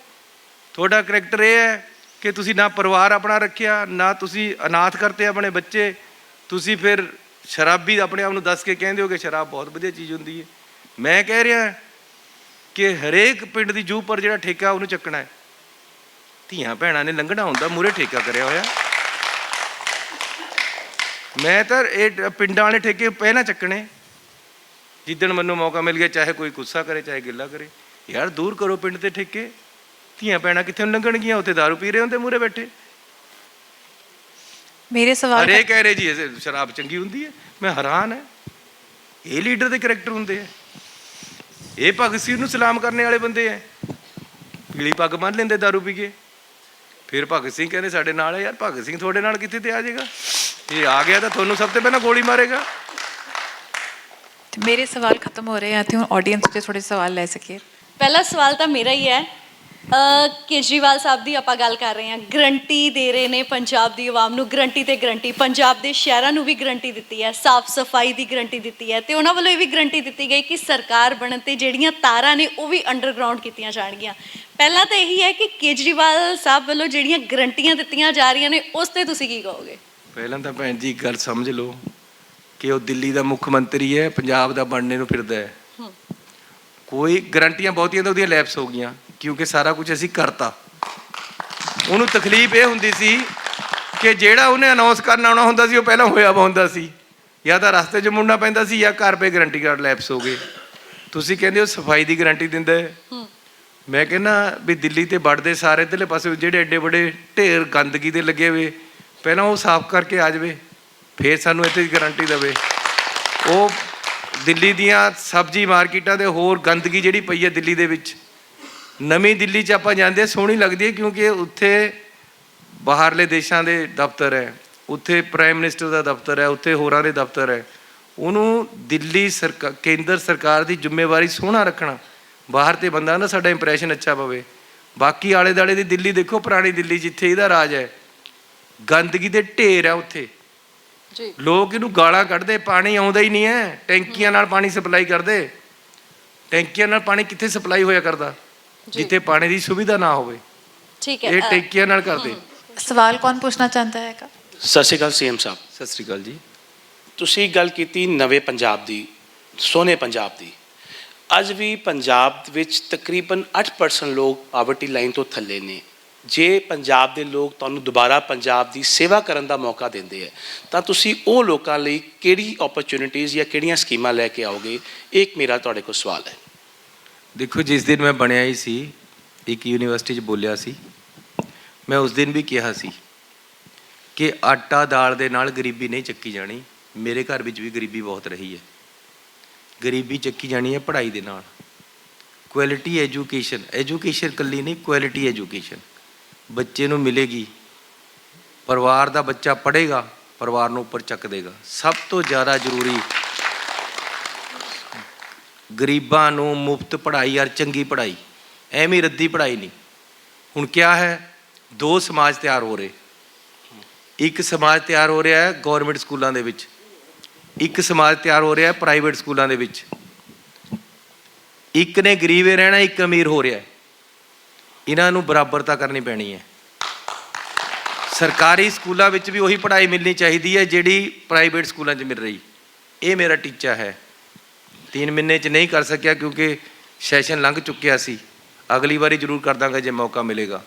ਲੇਕਿਨ ਸਭ ਤੋਂ ਜ਼ਿਆਦਾ ਜ਼ਰੂਰੀ ਹੈ, ਸਭ ਤੋਂ ਪਹਿਲਾਂ ਪੜ੍ਹਾਈ, ਫਿਰ ਪੜ੍ਹ ਕੇ ਨੌਕਰੀ। ਜਿਹੜੇ ਵਿਹਲੇ ਫਿਰ ਰਹੇ ਮੁੰਡੇ, ਨੌਕਰੀ ਨਹੀਂ ਤਾਂ ਰੁਜ਼ਗਾਰ, ਉਹਨਾਂ ਨੂੰ ਬਿਨਾਂ ਲੋਨ ਤੋਂ, ਬਿਨਾਂ ਵਿਆਜ ਤੋਂ ਲੋਨ ਦੇ ਕੇ, ਕਰਜ਼ਾ ਦੇ ਕੇ ਉਹਨਾਂ ਦੇ ਬਿਜ਼ਨਸ ਸੈੱਟ ਕਰਨੇ। ਮੈਂ ਸ਼ਡਿਊਲ ਕਾਸਟ ਕਾਰਪੋਰੇਸ਼ਨ ਤੋਂ ਲੋਨ ਲੈ ਕੇ ਇੱਕ ਵਾਰ ਟੈਂਕੀ ਪਾਈ ਸੀ ਤੇਲ ਵਾਲੀ, ਮੈਨੂੰ ਬੜੇ ਪੈਸੇ ਬਚੇ ਉਹਦੇ 'ਚ। ਉਹ ਇੰਟਰਸਟ ਫ੍ਰੀ ਲੋਨ ਤਾਂ, ਟੋਟਲ ਪੈਸਾ ਸ਼ਡਿਊਲ ਕਾਸਟ ਕਾਰਪੋਰੇਸ਼ਨ ਨੇ ਦਿੱਤਾ। ਇਸ ਤਰੀਕੇ ਦੇ ਨਾਲ ਨੌਜਵਾਨਾਂ ਨੂੰ, ਕਿਸੇ ਨੂੰ ਟਰੱਕ ਪਵਾਓ, ਕਿਸੇ ਨੂੰ ਕਾਰ ਪਵਾਓ। ਜਿਹੜਾ ਕੋਈ ਛੋਟੀ ਇੰਡਸਟਰੀ ਲਾਉਣਾ ਚਾਹੁੰਦਾ ਉਹਨੂੰ ਛੋਟੀ ਇੰਡਸਟਰੀ ਲਾਓ, ਜਿਹੜਾ ਕਾਟਨ ਇੰਡਸਟਰੀ ਲਾਉਣਾ ਚਾਹੁੰਦਾ ਉਹਨੂੰ ਕਾਟਨ ਇੰਡਸਟਰੀ ਲਾਓ। ਨੌਜਵਾਨ ਨੂੰ ਆਰੇ ਲਾਉਣਾ ਪੈਣਾ, ਕੰਮ ਦੇਣਾ ਪੈਣਾ, ਪੜ੍ਹਾਈ ਦੇਣੀ ਪੈਣੀ ਹੈ। ਫਿਰ ਤੁਹਾਡੀ ਗਰੀਬੀ ਚੱਕੀ ਜਾਏਗੀ। ਜੇ ਤੁਸੀਂ ਕਹੋ ਕਿ ਆਟਾ ਦਾਲ ਦੇ ਦਿਓ, 1000 ਰੁਪਈਆ ਦੇ ਦਿਓ ਪਰਿਵਾਰ ਨੂੰ, ਅਸੀਂ ਵੀ ਗੈਸ ਸਿਲੰਡਰ ਦੇ ਦਾਂਗੇ, ਲੇਕਿਨ ਇਹਨਾਂ ਚੀਜ਼ਾਂ ਦੇ ਨਾਲ ਗਰੀਬੀ ਦਾ ਕੋਈ ਵਾਸਤਾ ਨਹੀਂ ਹੈ। ਨਿਰਵਾਹ ਹੋ ਸਕਦਾ ਹੈ, ਗਰੀਬੀ ਚੱਕੀ ਨਹੀਂ ਜਾ ਸਕਦੀ। ਚੱਕਣ ਵਾਸਤੇ ਚੰਗੀ ਪੜ੍ਹਾਈ ਤੇ ਨਾਲ ਉਹਨੂੰ ਰੁਜ਼ਗਾਰ, ਇਹ ਦੋ ਚੀਜ਼ਾਂ ਦੇਣੀਆਂ ਹਰ ਪਰਿਵਾਰ ਨੂੰ। ਇਹ ਮੇਰੀ ਜ਼ਿੰਮੇਵਾਰੀ ਹੈ। ਇੱਕ ਮੇਰਾ ਅਖੀਰਲਾ ਸਵਾਲ, ਕਿਉਂਕਿ ਬਾਕੀਆਂ ਨੇ ਵੀ ਤੁਹਾਡੇ ਤੋਂ ਸਵਾਲ ਪੁੱਛਣੇ ਨੇ। ਤੁਸੀਂ ਗਈ ਪੜ੍ਹਾਈ ਦੀ ਗੱਲ ਕੀਤੀ, ਨੌਜਵਾਨ ਦੀ ਗੱਲ ਕੀਤੀ। ਜਿਹੜਾ ਪੰਜਾਬ ਦਾ ਨੌਜਵਾਨ ਅੱਜ ਬਾਹਰਲੇ ਦੇਸ਼ਾਂ ਨੂੰ ਮੂਵ ਕਰ ਰਿਹਾ ਹੈ, ਕੈਨੇਡਾ ਦੀ ਗੱਲ ਕਰੀਏ, ਆਸਟ੍ਰੇਲੀਆ ਦੀ ਗੱਲ ਕਰੀਏ, ਹੋਰ ਵਿਦੇਸ਼ਾਂ ਵਿੱਚ ਜਾ ਰਿਹਾ ਹੈ, ਉਸ ਨੂੰ ਨਵੇਂ ਪੰਜਾਬ ਨੂੰ, ਸੁਨਹਿਰੇ ਪੰਜਾਬ ਨੂੰ ਬਣਾਉਣ ਲਈ ਤੁਸੀਂ ਉਸ ਨੌਜਵਾਨਾਂ ਲਈ ਕਿਹੜੀ ਓਪਰਚੁਨਿਟੀਜ਼, ਉਸ ਦੇ ਨਾਲ ਸਰਕਾਰ ਵਿੱਚ ਕਿਹੜੇ ਅਹਿਮ ਰੋਲ ਉਹਨਾਂ ਨੂੰ ਲੈ ਕੇ ਆ ਸਕੋਗੇ, ਤਾਂ ਕਿ ਨਵੀਆਂ ਪਾਲਿਸੀਜ਼ ਜੋ ਯੂਥ ਬਣਾਉਣਾ ਚਾਹੁੰਦਾ ਹੈ, ਜੋ ਨਵੀਂ ਸੋਚ ਪੜ੍ਹ ਲਿਖ ਕੇ ਅੱਗੇ ਆਉਂਦੀ ਹੈ, ਪੰਜਾਬ ਦਾ ਉਹ ਭਵਿੱਖ ਸਵਾਰ ਸਕੇ? ਪਹਿਲਾਂ ਇਹ ਸਵਾਲ ਇਹਨਾਂ ਨੇ ਲਿਆ ਸੀ, ਮੈਂ ਉਹਦੇ 'ਚ ਕਾਫੀ ਡਿਟੇਲ ਦੱਸੀ ਹੈ। ਅਸੀਂ ਗਰੰਟੀ ਸਕੀਮ ਲੈ ਕੇ ਆਏ ਹੈ, ਜਿਹਦੇ ਨਾਲ ਨੌਜਵਾਨ ਨੂੰ ਕਿਸ ਤਰ੍ਹਾਂ ਐਡਜਸਟ ਕਰਨਾ, ਉਹ ਪੂਰਾ ਉਸ ਸਕੀਮ ਦੇ ਵਿੱਚ ਤਰਤੀਬ ਦਿੱਤੀ ਗਈ ਹੈ। ਸਟਾਰਟਅਪ ਕਿਸ ਤਰ੍ਹਾਂ ਯੂਨੀਵਰਸਿਟੀਆਂ ਸ਼ੁਰੂ ਕਰਨੇ, ਕਿਸ ਤਰ੍ਹਾਂ ਯੂਨੀਵਰਸਿਟੀ ਦੇ ਵਿੱਚ ਉਹਨੂੰ ਫੰਡਿੰਗ ਕਰਕੇ ਉਹਨੂੰ ਨਵੇਂ ਕੰਮ ਦੇ ਵਿੱਚ ਪਹਿਲਾਂ ਤੋਂ ਹੀ ਜੋੜਨਾ, ਇਹ ਪੂਰੀ ਇੱਕ ਪ੍ਰਪੋਜ਼ਲ ਤਿਆਰ ਕਰਕੇ ਇੱਕ ਗਰੰਟੀ ਕਾਨੂੰਨ ਅਸੀਂ ਆਪਣੇ ਪਿਛਲੇ ਦਿਨਾਂ 'ਚ, ਆਖਰੀ ਦਿਨਾਂ 'ਚ ਪਾਸ ਕੀਤਾ ਹੈ। ਅਜੇ ਸਭ ਦੇ ਸਾਹਮਣੇ ਨਹੀਂ ਆਇਆ। ਉਹ ਬਹੁਤ ਹੀ ਜ਼ਬਰਦਸਤ ਚੀਜ਼ ਹੈ ਨੌਜਵਾਨ ਨੂੰ ਅੱਗੇ ਵਧਾਉਣ ਵਾਸਤੇ। Good evening, Mr. Chief Minister. I might speak a little more English than Punjabi. Forgive me for that. Sir, ਮੇਰਾ question sports policy ਦੇ ਉੱਤੇ ਹੈ sir. I as an individual, ਮੈਂ athletes ਨੂੰ help ਕਰ ਰਿਹਾ, and I have been to director sports a number of times. ਕੋਈ ਮਦਦ ਨਹੀਂ ਹੋ ਰਹੀ। So to cut a long story short, I just want to point out that India's top 300-meter sprinters belong and train in the city of Jalandhar. India's number 1, number 2, number 3 ਇੱਕ city ਤੋਂ ਇੱਕ coach ਥੱਲੇ ਹੈ, ਤੇ ਸਾਨੂੰ ਸਰਕਾਰ ਵੱਲੋਂ ਕੋਈ ਮਦਦ ਨਹੀਂ ਹੋ ਰਹੀ ਜੀ। I as a private citizen, I am helping them. I've got a bunch of friends, we are helping. ਤੇ I'm sorry to say, ਬੜੇ ਐਪਲੀਕੇਸ਼ਨਾਂ, ਬੜੀਆਂ request, director sports, but like all bureaucrats who have one good day in life and become IAS, PCS, they don't give a damn for us. Thank you. ਅਸੀਂ 3 ਮਹੀਨੇ ਦੇ ਵਿੱਚ ਪ੍ਰਗਟ ਸਿੰਘ ਨੂੰ ਨਾਲ ਲੈ ਕੇ ਆਏ ਸੀ, ਸਪੋਰਟਸ ਮਿਨਿਸਟਰ। ਟਾਈਮ ਬਹੁਤ ਘੱਟ ਹੋਣ ਕਰਕੇ ਅਸੀਂ ਇੱਕ ਪਾਲਿਸੀ ਤਿਆਰ ਕੀਤੀ ਹੈ, ਉਹਦੀ ਇੰਪਲੀਮੈਂਟੇਸ਼ਨ ਹੋਣੀ ਹੈ। ਹਰ ਬਲਾਕ ਦੇ ਵਿੱਚ ਇੱਕ ਸਟੇਡੀਅਮ ਬਣਾ ਕੇ ਉੱਥੇ ਕੋਚ ਰੱਖ ਕੇ ਅਸੀਂ 17 ਗੇਮਾਂ ਸਿਲੈਕਟ ਕੀਤੀਆਂ, ਜਿਹੜੀਆਂ ਦੇ ਕੋਚ ਰੱਖਣੇ ਆ, ਜਿਹੜੇ ਕਿ ਜ਼ਿਆਦਾਤਰ ਪੰਜਾਬ ਦੇ ਵਿੱਚ ਖੇਡੀਆਂ ਜਾਂਦੀਆਂ, ਜਿਹਦੇ ਵਿੱਚ ਪੰਜਾਬ ਦਾ ਜ਼ਿਆਦਾ ਰੁਝਾਨ ਹੈ ਬੱਚਿਆਂ ਦਾ, ਜਿਹੜੇ ਪੰਜਾਬ ਦੇ ਬੱਚੇ ਅੱਗੇ ਵੱਧ ਸਕਦੇ ਇਹਨਾਂ ਗੇਮਾਂ ਦੇ ਵਿੱਚ। 17 ਤਰ੍ਹਾਂ ਦੀਆਂ ਗੇਮਾਂ ਸਿਲੈਕਟ ਕੀਤੀਆਂ ਅਤੇ ਹਰ ਬਲਾਕ ਦੇ ਵਿੱਚ ਇੱਕ ਸਟੇਡੀਅਮ ਤੈਅ ਕੀਤਾ ਹੈ। ਬਹੁਤ ਸਾਰੇ ਸ਼ੁਰੂ ਵੀ ਕਰਤੇ ਸੀ, ਲੇਕਿਨ ਇਹਦੇ ਵਾਸਤੇ ਟਾਈਮ ਲੱਗਣਾ। ਖਾਸ ਤੌਰ 'ਤੇ ਜਦ ਤੱਕ ਬੱਚਾ ਖੇਡਦਾ ਨਹੀਂ ਹੈ, ਮੈਂ ਤਾਂ ਇਹ ਆਪਣੇ ਬਚਪਨ ਤੋਂ ਸਿੱਖਿਆ, ਇਕੱਲਾ ਬੁੱਕ ਵਾਰਮ ਬਣ ਕੇ ਨਹੀਂ ਹੈ, ਕਿਤਾਬੀ ਕੀੜੇ ਨਾਲ ਕੱਲ੍ਹ ਨਹੀਂ ਚੱਲਣੀ। ਨਾਲ ਨਾਲ ਖੇਡਾਂ ਜ਼ਰੂਰੀ ਹੈ, ਨਾਲ ਨਾਲ ਕਲਚਰਲ ਐਕਟੀਵਿਟੀ ਜ਼ਰੂਰੀ ਹੈ। ਮੈਂ ਤਾਂ ਜਦ ਪੜ੍ਹਦਾ ਸੀ ਤਾਂ ਕਲਚਰ ਐਕਟੀਵਿਟੀਜ਼ ਦੇ ਵਿੱਚ ਵੀ ਹਿੱਸਾ ਲੈਂਦਾ ਸੀ, ਭੰਗੜਾ ਪਾਉਂਦਾ ਸੀ, ਇਲੈਕਸ਼ਨ ਵੀ ਲੜਦਾ ਸੀ। ਮੈਂ NCC ਦਾ ਕੈਡਟ ਵੀ ਸੀਗਾ, NCC ਵੀ ਕੀਤੀ ਹੈ, ਮੇਰੇ ਪਾਸ ਸਰਟੀਫਿਕੇਟ ਹੈ। ਕਈ ਵਾਰ ਭਗਵੰਤ ਮਾਨ ਨੂੰ ਨਹੀਂ ਕਹਿ ਦਿੰਦੇ ਕਿਆ ਕਿਆ ਕਰਦਾ ਸੀ, ਮੇਰੇ ਪਾਸ ਸਰਟੀਫਿਕੇਟ ਹੈ ਦਿਖਾਉਣ ਨੂੰ। ਭੰਗੜੇ ਦੇ ਸਰਟੀਫਿਕੇਟ ਹੈਗੇ ਹੈ, ਪਾ ਵੀ ਲੈਂਦਾ। ਮੇਰੇ ਪਾਸ 3 ਵਾਰ ਮੈਂ ਗੋਲਡ ਮੈਡਲ ਜਿੱਤਿਆ ਹੈਂਡਬਾਲ ਦੇ ਵਿੱਚ, ਇੰਟਰਵਰਸਿਟੀ ਨੈਸ਼ਨਲ ਮੈਂ ਖੇਡਿਆ। ਉਸ ਤੋਂ ਬਾਅਦ ਮੇਰੇ ਮੋਢਾ ਗਿਰ ਗਿਆ ਸੀ। ਹਰ ਬੱਚੇ ਨੂੰ ਹਰ ਐਕਟੀਵਿਟੀ ਦੇ ਵਿੱਚ ਹਿੱਸਾ ਲੈਣਾ ਚਾਹੀਦਾ ਹੈ। ਜਦ ਕੋਈ ਸਟੇਜ ਚੱਲ ਰਹੀ ਹੈ ਸਕੂਲ ਦੇ ਵਿੱਚ, ਕਾਲਜ ਦੇ ਵਿੱਚ, ਤਾਂ ਬੱਚੇ ਨੂੰ ਇਹ ਸੋਚਣਾ ਚਾਹੀਦਾ ਕਿ ਮੈਂ ਸਟੇਜ ਪਰ ਕਿਉਂ ਨਹੀਂ ਹੈ। ਗੇਮਾਂ ਚੱਲ ਰਹੀਆਂ ਤਾਂ ਮੈਂ ਗੇਮ ਦੇ ਵਿੱਚ ਕਿਉਂ ਨਹੀਂ ਹੈ। ਇਲੈਕਸ਼ਨ ਹੋ ਰਿਹਾ ਤਾਂ ਮੈਂ ਕਿਉਂ ਪਾਰਟੀਸਪੇਟ ਨਹੀਂ ਕਰ ਰਿਹਾ। ਸੋ ਤੁਹਾਡਾ ਬੜਾ ਅੱਛਾ ਕੁਐਸਚਨ ਹੈ। ਬਹੁਤ ਜ਼ਰੂਰੀ ਹੈ ਖੇਡਾਂ ਨੂੰ ਪ੍ਰਫੁੱਲਤ ਕਰਨਾ ਪੰਜਾਬ ਦੇ ਵਿੱਚ। ਉਹਦੇ ਨਾਲ ਨਸ਼ਿਆਂ ਤੋਂ ਆਪਣੇ ਆਪ ਬੱਚਾ ਦੂਰ ਹੋ ਜਾਣਾ।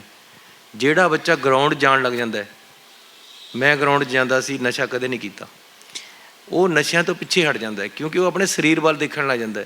ਉਹ ਫਿਰ ਕੰਧਾਂ ਨਾਲ ਤਾਂ ਟੱਕਰਾਂ ਮਾਰਦਾ ਕਿ ਮੈਂ ਤਕੜਾ ਹੋ ਗਿਆ, ਮੁੱਕੇ ਮਾਰ ਮਾਰ ਕੇ ਦੇਖਦਾ ਕੰਧ ਪਰ, ਲੇਕਿਨ ਉਹ ਨਸ਼ਾ ਨਹੀਂ ਕਰੇਗਾ। ਇਸ ਕਰਕੇ ਖੇਡਾਂ ਬਹੁਤ ਜ਼ਰੂਰੀ ਹੈ। ਮੈਂ ਤੁਹਾਡੇ ਨਾਲ ਬਿਲਕੁਲ ਸਹਿਮਤ ਹਾਂ।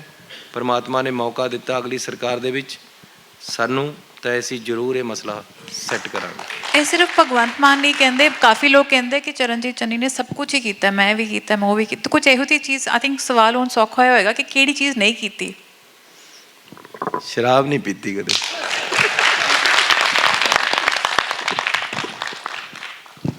ਸਤਿ ਸ਼੍ਰੀ ਅਕਾਲ ਚੀਫ ਮਿਨਿਸਟਰ ਸਾਹਿਬ, ਮੇਰਾ ਤੁਹਾਡੇ ਤੋਂ ਇੱਕ ਛੋਟਾ ਜਿਹਾ ਸਵਾਲ ਹੈ ਕਿ ਤੁਸੀਂ ਕਦੀ ਸੋਚਿਆ ਸੀ ਕਿ ਤੁਸੀਂ ਚੀਫ ਮਿਨਿਸਟਰ ਦੀ ਕੁਰਸੀ ਤੇ ਬੈਠੋਗੇ ਇੱਕ ਦਿਨ, ਤੇ ਜਦੋਂ ਤੁਸੀਂ ਛੋਟੇ ਹੁੰਦੇ ਸੀਗੇ ਕੀ ਤੁਹਾਡੀ ਸੋਚ ਸੀਗੀ, ਕੀ ਵਿਚਾਰਧਾਰਾ ਸੀਗੀ ਕਿ ਅੱਜ ਤੁਸੀਂ ਪੰਜਾਬ ਨੂੰ ਇੰਨੇ ਪ੍ਰੋਗਰੈਸ਼ਨ ਵੱਲ ਲੈ ਕੇ ਜਾ ਪਾ ਰਹੇ ਹੋ?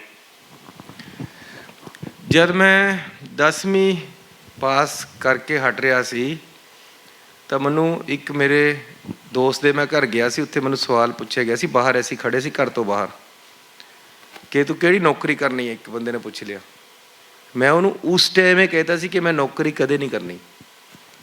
ਇਹ ਬਚਪਨ ਦੀ ਗੱਲ ਦੱਸ ਰਿਹਾ। ਹਰ ਕਿਸੇ ਦੀ ਆਪਣੀ ਆਪਣੀ ਸੋਚ ਹੁੰਦੀ, ਕੋਈ ਸਰਕਾਰੀ ਨੌਕਰੀ ਕਰਨਾ ਚਾਹੁੰਦਾ ਹੈ। ਆਮ ਤੌਰ 'ਤੇ ਜਿਹੜਾ ਸਰਕਾਰੀ ਮੁਲਾਜ਼ਮ ਹੈ ਉਹਦਾ ਮੁੰਡਾ ਕਹਿੰਦਾ ਸਰਕਾਰੀ ਨੌਕਰੀ ਕਰਨੀ, ਵਕੀਲ ਦਾ ਮੁੰਡਾ ਵਕੀਲ ਬਣ ਜਾਂਦਾ, ਡਾਕਟਰ ਦਾ ਮੁੰਡਾ ਡਾਕਟਰ ਬਣ ਜਾਂਦਾ। ਪਰ ਮੇਰੀ ਇਹ ਬਚਪਨ ਤੋਂ ਸੋਚ ਰਹੀ ਹੈ ਕਿ ਮੈਂ ਨੌਕਰੀ ਨਹੀਂ ਕਰਨੀ। ਜ਼ਰੂਰੀ ਥੋੜ੍ਹੇ ਯਾਰ ਕਿਸੇ ਦੇ ਨੌਕਰ ਬਣਨਾ। ਇਸ ਕਰਕੇ ਇਹ ਪਹਿਲਾਂ ਤੋਂ ਸੋਚ ਹੁੰਦੀ ਹੈ। ਮੈਂ 10ਵੀਂ ਦੇ ਵਿੱਚ ਸਭ ਤੋਂ ਪਹਿਲਾ ਇਲੈਕਸ਼ਨ ਲੜਿਆ ਸੀ ਆਪਣਾ। ਸਕੂਲ ਦੇ ਵਿੱਚ 1100 ਬੱਚਾ ਸੀ, 3 ਬੰਦੇ ਸੀ ਬੱਚੇ ਇਲੈਕਸ਼ਨ ਦੇ ਵਿੱਚ ਖੜ੍ਹੇ ਸੀ। ਇੱਕ ਵਾਰ ਮੈਂ ਪਹਿਲਾਂ ਵੀ ਛੜਾਈ ਹੈ। ਤਾਂ ਇਲੈਕਸ਼ਨ ਹੋ ਗਏ, ਪਿੰਡ ਮੇਰੀ ਕਲਾਸ ਵਾਲਿਆਂ ਨੇ ਮੈਨੂੰ ਖੜ੍ਹਾ ਕਰਤਾ। ਸਾਰੇ ਬੱਚਿਆਂ 'ਚੋਂ ਇੱਕ ਪ੍ਰਧਾਨ ਚੁਣਿਆ ਜਾਂਦਾ ਸੀ, ਉਹ ਫਿਰ ਆਪਣੀ ਬੋਡੀ ਅੱਗੇ ਤਿਆਰ ਕਰਦਾ ਸੀ। ਪ੍ਰਧਾਨਗੀ ਦੀ ਚੋਣ 'ਚ ਮੈਂ ਖੜ੍ਹਾ ਹੋ ਗਿਆ। ਪਹਿਲੇ ਦਿਨ ਪ੍ਰੇਅਰ ਦੇ ਵਿੱਚ ਬੋਲਣ ਨੂੰ ਕਿਹਾ। ਹਰ ਰੋਜ਼ ਪ੍ਰਾਰਥਨਾ ਹੁੰਦੀ ਨਾ ਸਕੂਲ ਦੇ ਵਿੱਚ, ਪਹਿਲਾਂ ਹੁੰਦੀ ਸੀ, ਹੁਣ ਸ਼ਾਇਦ ਕਈਆਂ 'ਚ ਨਾ ਹੁੰਦੀ ਹੋਵੇ। ਤਾਂ ਬਈ ਲੈਕਚਰ ਕਰੋ, ਤੁਸੀਂ ਆਪਣੀਆਂ ਵੋਟਾਂ ਮੰਗੋ। ਮੈਂ ਖੜ੍ਹਾ ਹੋਇਆ, ਮੇਰੇ ਤਾਂ ਲੱਤਾਂ ਕੰਬੇ, ਨਾਲੇ ਬੋਲ ਕੰਬੇ, ਬੋਲੇ ਨਹੀਂ ਹੋਇਆ। ਮੈਂ ਜਦ ਦੁਪਹਿਰ ਤੋਂ ਬਾਅਦ ਘਰ ਗਿਆ, ਆਪਣੇ ਪਿਤਾ ਜੀ ਨੂੰ ਦੱਸਿਆ, ਬਾਪੂ ਨੂੰ, ਕਿ ਮੈਂ ਚੋਣਾਂ 'ਚ ਖੜ੍ਹਾ ਹੋ ਗਿਆ। ਉਹ ਕਹਿੰਦਾ ਤੈਂ ਕਾਹਦੇ ਵਾਸਤੇ ਪੰਗਾ ਲੈਣਾ ਸੀ? ਮੈਂ ਕਿਹਾ ਜੀ ਹੁਣ ਤਾਂ ਲੋਕਾਂ ਨੇ ਖੜ੍ਹਾ ਕਰਤਾ। ਪਰ ਮੈਂ ਕਿਹਾ ਵੀ ਤੂੰ ਬੋਲੇ ਨਹੀਂ ਹੋਇਆ। ਉਹਨੇ ਮੈਨੂੰ ਉਸ ਟਾਈਮ ਸਲਾਹ ਦਿੱਤੀ, ਮੇਰੇ ਪਿਤਾ ਜੀ ਨੇ, ਕਿ ਤੂੰ ਬਾਹਰ ਚਲੇ ਜਾ। ਅੱਜ ਕੱਲ੍ਹ ਦੇ ਦਿਨ ਸੀਗੇ, ਖੇਤਾਂ ਦੇ ਵਿੱਚ ਕਣਕਾਂ ਲੱਗੀਆਂ ਹੋਈਆਂ ਸੀ, ਕਣਕਾਂ ਬੜੀਆਂ ਬੜੀਆਂ ਹੋ ਗਈਆਂ ਸੀ। ਤਾਂ ਮੇਰੇ ਫਾਦਰ ਨੇ ਮੈਨੂੰ ਕਿਹਾ, ਇਹ ਸਮਝ ਕੇ ਸਾਹਮਣੇ ਬੱਚੇ ਬੈਠੇ ਹੈ, ਤੂੰ ਉੱਥੇ ਲੈਕਚਰ ਕਰ ਖੜ੍ਹ ਕੇ। ਮੈਂ ਕਣਕ ਨੂੰ ਲੈਕਚਰ ਕਰਿਆ 2 ਘੰਟੇ ਕਿ ਜੀ ਆਪਣੇ ਸਕੂਲ ਦੇ ਵਿੱਚ ਸਾਈਕਲ ਸਟੈਂਡ ਠੀਕ ਨਹੀਂ ਹੈ, ਸਾਈਕਲ ਸਟੈਂਡ ਦੇ ਉੱਪਰ ਸ਼ੈੱਡ ਨਹੀਂ ਹੈ, ਸਾਡੀਆਂ ਗੱਦੀਆਂ ਗਰਮ ਹੋ ਕੇ ਫਟ ਜਾਂਦੀਆਂ ਸਾਈਕਲਾਂ ਦੀਆਂ, ਸਾਡੇ ਟੋਇਲਟ ਠੀਕ ਨਹੀਂ ਹੈ, ਬਾਥਰੂਮ ਸਾਡੇ ਗੰਦੇ ਪਏ ਹੁੰਦੇ ਹੈ, ਇਸ ਤਰ੍ਹਾਂ ਕਈ ਗੱਲਾਂ, ਗਰਾਊਂਡ ਸਾਡਾ ਠੀਕ ਨਹੀਂ ਹੈ। ਦੂਸਰੇ ਦਿਨ ਮੈਂ ਬੋਲਿਆ ਤਾਂ ਪੂਰਾ ਪੜਾਸ ਚੱਕ ਤੇ ਫੱਟੇ। ਤਿਆਰੀ ਹੋ ਗਈ ਕਣਕ ਦੇ ਉੱਪਰ। ਇਹ ਮੇਰਾ ਫਸਟ ਐਕਸਪੀਰੀਅੰਸ ਦੱਸ ਰਿਹਾ ਤੁਹਾਨੂੰ। ਕਣਕ ਦੇ ਉੱਪਰ ਲੈਕਚਰ ਕਰਨ ਦੀ ਤਿਆਰੀ ਕੀਤੀ ਕਿ ਕਣਕ ਫਸਲ ਦੇਖ ਕੇ ਵੀ ਇਹ ਬੱਚੇ ਬੈਠੇ। ਦੂਸਰੇ ਦਿਨ ਵਧੀਆ ਬੋਲ ਗਿਆ। ਫਿਰ ਇਲੈਕਸ਼ਨ ਕਿਸ ਤਰ੍ਹਾਂ ਜਿੱਤਿਆ ਉਹ ਵੀ ਦੱਸ ਦਿੰਦਾ ਤੁਹਾਨੂੰ। ਹਰ ਕਲਾਸ ਦੇ ਵਿੱਚ ਜਾ ਕੇ ਲੈਕਚਰ ਕਰਨਾ। ਉਹਨਾਂ ਦਿਨਾਂ 'ਚ ਟੇਪ ਰਿਕਾਰਡ ਨਵੇਂ ਆਏ ਸੀ। ਇੱਕ ਟੇਪ ਰਿਕਾਰਡ 'ਚ ਮੁਹੰਮਦ ਸਦੀਕ ਦਾ ਗਾਣਾ ਲਾਉਣਾ, ਪਹਿਲਾਂ ਸਾਰੇ ਬੱਚਿਆਂ ਨੇ ਗਾਣਾ ਸੁਣਨਾ, ਉਸ ਤੋਂ ਬਾਅਦ ਮੈਂ ਲੈਕਚਰ ਕਰਨਾ। ਜਿੱਤਿਆ ਇਸ ਕਰਕੇ ਕਿ ਮੈਂ ਸਪੋਰਟਸ ਵਿੱਚ ਵੀ ਸੀ, ਕਾਲਜ ਦੀ ਟੀਮ ਦੇ ਵਿੱਚ ਸੀ। ਉਹਨਾਂ ਦਿਨਾਂ 'ਚ ਮੈਂ ਫੁੱਟਬਾਲ ਖੇਡਦਾ ਸੀ ਛੋਟਾ ਹੁੰਦਾ, ਹੈਂਡਬਾਲ ਪਿੰਡ ਸਕੂਲ 'ਚ ਨਹੀਂ ਸੀ। ਫੁੱਟਬਾਲ ਵਾਲਿਆਂ ਨੇ, ਗਰਾਊਂਡ ਵਾਲਿਆਂ ਨੇ ਮੈਨੂੰ ਵੋਟ ਪਾਤੀ, ਕਿਉਂਕਿ ਸ਼ਾਮ ਨੂੰ ਮੈਂ ਖੇਡਣ ਜਾਂਦਾ ਸੀ, ਸਕੂਲ ਤੋਂ ਬਾਅਦ ਖੇਡਦੇ ਸੀ। NCC ਵਿੱਚ ਵੀ ਸੀ, ਸਾਰੇ NCC ਵਾਲਿਆਂ ਨੇ ਵੋਟ ਪਾਤੀ। ਮੈਂ ਭੰਗੜੇ ਦੀ ਟੀਮ ਵਿੱਚ ਵੀ ਸੀ, ਸਾਰੇ ਕਲਚਰ ਐਕਟੀਵਿਟੀ ਵਾਲਿਆਂ ਨੇ ਵੋਟ ਪਾਤੀ। ਇਸੇ ਕਰਕੇ ਕਹਿਣਾ ਮੈਂ ਕਿ ਹਰ ਕੰਮ ਕਰਨਾ ਜ਼ਰੂਰੀ ਹੁੰਦਾ ਹੈ। ਇਸ ਤਰੀਕੇ ਦੇ ਨਾਲ ਮੈਂ ਹਰ ਕੰਮ ਦਾ, ਇਸ ਕਰਕੇ ਮੈਨੂੰ ਜਾਂਚ ਹੈ ਕਿਉਂਕਿ ਮੈਂ ਇਹ ਕੰਮ ਸਾਰੇ ਕਰਦਾ ਰਿਹਾ। ਇਸ ਤਰੀਕੇ ਦੇ ਨਾਲ ਮੇਰੀ ਰਾਜਨੀਤੀ ਸ਼ੁਰੂ ਹੋਈ ਹੈ। ਬਹੁਤ ਧੰਨਵਾਦ। CM ਸਾਹਿਬ, ਬਿਲਕੁਲ ਮੈਂ ਮੰਨਣਾ, ਜੋ ਤੁਹਾਡੇ 3 ਮਹੀਨੇ ਰਹੇ, ਇੰਨਾ ਐਕਟਿਵ CM ਪੰਜਾਬ ਨੇ ਔਰ ਐਸਾ ਆਲਰਾਊਂਡਰ CM ਕਿੱਥੇ ਨਹੀਂ ਦੇਖਿਆ। ਔਰ ਮੈਨੂੰ ਪੂਰੀ ਉਮੀਦ ਹੈ ਤੁਸੀਂ ਵਾਪਸ ਆ ਰਹੇ ਹੋ। ਸੋ ਉਸ ਉਮੀਦ ਨੂੰ ਦੇਖਦੇ ਹੋਏ ਮੈਂ ਤੁਹਾਡੇ ਕੋਲ ਨਾ 2 ਤੁਹਾਡੇ ਕਲੀਅਰ ਤੁਹਾਡੇ ਵਿਊਜ਼ ਜਾਣਨਾ ਚਾਹੁੰਦਾ। ਮੈਂ ਉਮੀਦ ਕਰਨਾ ਅਗਲੇ 5 ਸਾਲ ਲਈ ਤੁਸੀਂ CM ਬਣ ਰਹੇ ਹੋ। ਪਹਿਲਾ ਪੰਜਾਬ ਦੇ ਐਗਰੀਕਲਚਰ ਬਾਰੇ ਹੈ। ਇਹਨਾਂ ਨੇ ਹੁਣੇ ਸਪੋਰਟਸ ਦੀ ਗੱਲ ਕੀਤੀ। ਪੰਜਾਬੀ ਆਪਣੇ ਅਮਰੀਕਾ, ਕੈਨੇਡਾ, ਈਵਨ ਅਫਰੀਕਾ ਜਾ ਕੇ ਫਾਰਮਿੰਗ ਸੰਭਾਲ ਰਹੇ ਨੇ, ਕਿਉਂਕਿ ਉਹ they find that Indian agriculture is no longer mentally stimulating. Land ceiling ਹੈ 17 ਕਿੱਲੇ 18 ਕਿੱਲਿਆਂ ਵਾਲੀ, ਜਾਂ ਬੰਜਰ ਬਣਾਉਣੀ ਆਪਾਂ ਜੋ ਜ਼ਮੀਨ 'ਤੇ, ਜਿੰਦੇ 'ਤੇ ਤੁਸੀਂ ਇੱਕ ਨੋਟੀਫਿਕੇਸ਼ਨ ਕੱਢੀ, ਪਰ ਫੋਰਚੂਨੇਟਲੀ 2 ਦਿਨਾਂ 'ਚ ਵਾਪਸ ਵੀ ਲੈ ਲਈ। ਨੰਬਰ 1, ਜੋ ਤੁਸੀਂ ਹੁਣ ਅੱਗੇ 5 ਸਾਲ ਹੋ ਗਏ, ਤੁਹਾਡਾ ਉਹਦੇ ਬਾਰੇ ਕੀ ਵਿਊਜ਼ ਹੋਣਗੇ? ਸੈਕੰਡਲੀ, ਤੁਸੀਂ ਜਗ੍ਹਾ ਜਗ੍ਹਾ ਜੈਂਡਰ ਇਕੁਐਲਿਟੀ ਬਾਰੇ ਗੱਲ ਕਰਦੇ ਹੋ, ਮਾਵਾਂ ਭੈਣਾਂ ਬਾਰੇ ਗੱਲ ਕਰਦੇ ਹੋ, ਜੋ ਕਿ ਬਹੁਤ ਅੱਛਾ ਹੈ।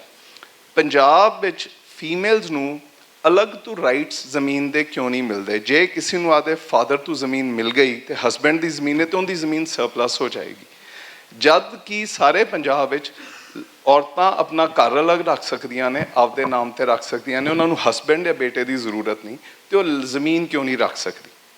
ਜਿੱਦਾਂ ਹੀ ਉਹਨੂੰ ਜ਼ਮੀਨ ਪਿੱਛੋਂ ਫੈਮਿਲੀ ਤੋਂ ਆਈ, ਉਹਦੇ ਹਸਬੈਂਡ ਵਾਲੀ ਜ਼ਮੀਨ ਜਾਂ ਉਹਦੀ ਸਰਪਲਸ ਹੋ ਜਾਏਗੀ। ਸੋ ਪਹਿਲਾ ਇਸ ਤੇ ਬੈਕ ਫਿਊਚਰ ਸੀਐਮ ਤੋਂ ਕਲੀਅਰ ਤੁਹਾਡੇ ਕੋਲ ਡਾਇਰੈਕਸ਼ਨ, ਤੁਹਾਡਾ ਵਿਊ ਮੰਗਣਾ 1। ਦੂਸਰਾ, ਤੁਸੀਂ ਬੜੇ ਅੱਛੀ 2-3 ਵਾਰੀ ਚੀਜ਼ਾਂ ਕੋਟ ਕੀਤੀਆਂ, ਔਰ ਆਪਾਂ ਵੀ ਰੋਜ਼ ਪਵਨ ਗੁਰੂ, ਪਾਣੀ ਪਿਤਾ, ਮਾਤਾ ਧਰਤ ਮਾਤ ਰੋਜ਼ ਕਹਿੰਦੇ ਹਾਂ, ਪਰ ਆਪਾਂ ਸਾਰੇ ਪੰਜਾਬੀ ਆਪਣੇ ਸਿਰਫ 3% STP ਚੱਲਦੇ ਨੇ ਸਾਰੇ ਪੰਜਾਬ ਵਿੱਚ। ਸਿੱਧੂ ਸਾਹਿਬ ਵੀ ਲੋਕਲ ਬਾਡੀ ਦੇ ਮਿਨਿਸਟਰ ਵੀ ਰਹੇ ਨੇ। ਸਾਰੀਆਂ ਪੰਚਾਇਤਾਂ ਗੰਦਾ ਪਾਣੀ ਸੇਮ ਨਾਲਿਆਂ 'ਚ ਪਾਉਂਦੀਆਂ ਨੇ, ਔਰ ਉਹੀ ਸੇਮ ਨਾਲੇ ਸਾਰੇ ਮਾਲਵਾ 'ਚ ਚਲੇ ਜਾਂਦੇ ਨੇ ਕਿਉਂਕਿ ਢਲਾਨ ਉੱਧਰ ਹੈ। ਸੋ ਆਪਾਂ ਨੂੰ ਪੰਜਾਬ ਨੂੰ ਸਿਰਫ ਆਪਣਾ ਪਾਣੀ, ਆਪਾਂ ਬਿਲਕੁਲ ਉਹਨੂੰ ਸਾਫ਼ ਨਹੀਂ ਕਰਦੇ। ਮੇਰਾ ਪਰਸਨਲੀ ਪੰਜਾਬ ਦੇ ਪਾਣੀ ਤੇ NGT 'ਚ ਕੇਸ ਹੈ, ਜਿੰਦੇ ਸੰਤ ਸੀਚੇਵਾਲ ਵੀ ਨਾਲ ਕੰਮ ਕਰਦੇ ਨੇ। ਸੋ ਦੂਸਰਾ ਮੇਰਾ ਤੁਹਾਡੇ ਤੇ ਪਹਿਲੀ ਡਾਇਰੈਕਸ਼ਨ ਮੈਂ ਤੁਹਾਡੇ ਕੋਲ ਚਾਹਾਂਗਾ ਲੈਂਡ ਸੀਲਿੰਗ ਬਾਰੇ ਤੇ ਔਰਤਾਂ ਦੇ ਰਾਈਟਸ ਖਾਸ ਤੌਰ ਤੇ। ਦੂਸਰਾ, ਪੰਜਾਬ ਦੇ ਪਾਣੀ ਬਾਰੇ ਤੁਹਾਡਾ ਕਲੀਅਰ ਕੱਟ ਕੀ ਵਿਊ ਹੈ? ਆਪਾਂ ਨੂੰ ਬਾਹਰਲਾ ਪਾਣੀ ਨਹੀਂ ਚਾਹੀਦਾ, ਪਰ ਆਪਾਂ ਆਪਦੇ ਪਾਣੀ ਨੂੰ ਗੰਦਾ ਨਾ ਫਰਦਰ ਕਰੀਏ। ਤੁਸੀਂ ਉਹਦੇ ਬਾਰੇ ਕੀ ਐਕਸ਼ਨ ਲਓਗੇ? Thank you. ਖੇਤੀ ਬਾਰੇ 'ਚ ਇਹਨਾਂ ਦੇ ਕੁਐਸਚਨ 'ਚ ਮੈਂ ਕਾਫੀ ਕੁਝ ਦੱਸ ਚੁੱਕਿਆ ਹੈ, ਉਹ ਤੁਸੀਂ ਸੁਣਿਆ ਹੋਵੇਗਾ। ਦੂਸਰਾ, ਔਰਤਾਂ ਨੂੰ ਬਰਾਬਰ ਦੇ ਹੱਕ ਚਾਹੀਦੇ ਹੈ। ਮੈਂ ਇਸ ਦਾ ਹਮੇਸ਼ਾ ਹੀ ਹਾਮੀ ਹੈ ਤੇ ਅੱਗੇ ਨੂੰ ਵੀ ਹਾਮੀ ਰਹਾਂਗਾ। ਤੁਸੀਂ ਬੜਾ ਅੱਛਾ ਪੁਆਇੰਟ ਦਿੱਤਾ, ਇਹ ਅੱਜ ਤੱਕ ਮੇਰੀ ਨੌਲੇਜ 'ਚ ਨਹੀਂ ਆਇਆ ਸੀ, ਇਹ ਮੇਰੇ ਵਾਸਤੇ ਇੱਕ ਨਵੀਂ ਗੱਲ ਹੋ ਗਈ। ਲੇਕਿਨ ਮੈਂ ਤੁਹਾਡੇ ਨਾਲ ਸਹਿਮਤ ਜ਼ਰੂਰ ਹੈ, ਜਿਸ ਤਰ੍ਹਾਂ ਤੁਸੀਂ ਚਾਹੁੰਦੇ ਉਸ ਤਰ੍ਹਾਂ ਹੀ ਹੋਣਾ ਚਾਹੀਦਾ। ਤੇ ਅਸੀਂ ਔਰਤਾਂ ਲਈ ਇਹ ਲੜਾਈ ਲੜਾਂਗੇ। ਓਪੋਜੀਸ਼ਨ 'ਚ ਹੋ ਗਏ ਤਾਂ ਲੜਾਈ ਲੜਾਂਗੇ, ਪਾਵਰ 'ਚ ਆ ਗਏ ਤਾਂ ਕਰ ਦੇਵਾਂਗੇ ਜ਼ਰੂਰ। ਅਗਲਾ ਪਾਣੀ ਮੇਰੇ ਇਲਾਕੇ ਨੂੰ ਵੀ ਮਾਰ ਕਰ ਰਿਹਾ, ਖਰੜ ਦਾ ਪਾਣੀ ਜਾ ਕੇ ਸਾਡੇ ਪਿੰਡਾਂ ਨੂੰ ਮਾਰ ਕਰ ਰਿਹਾ।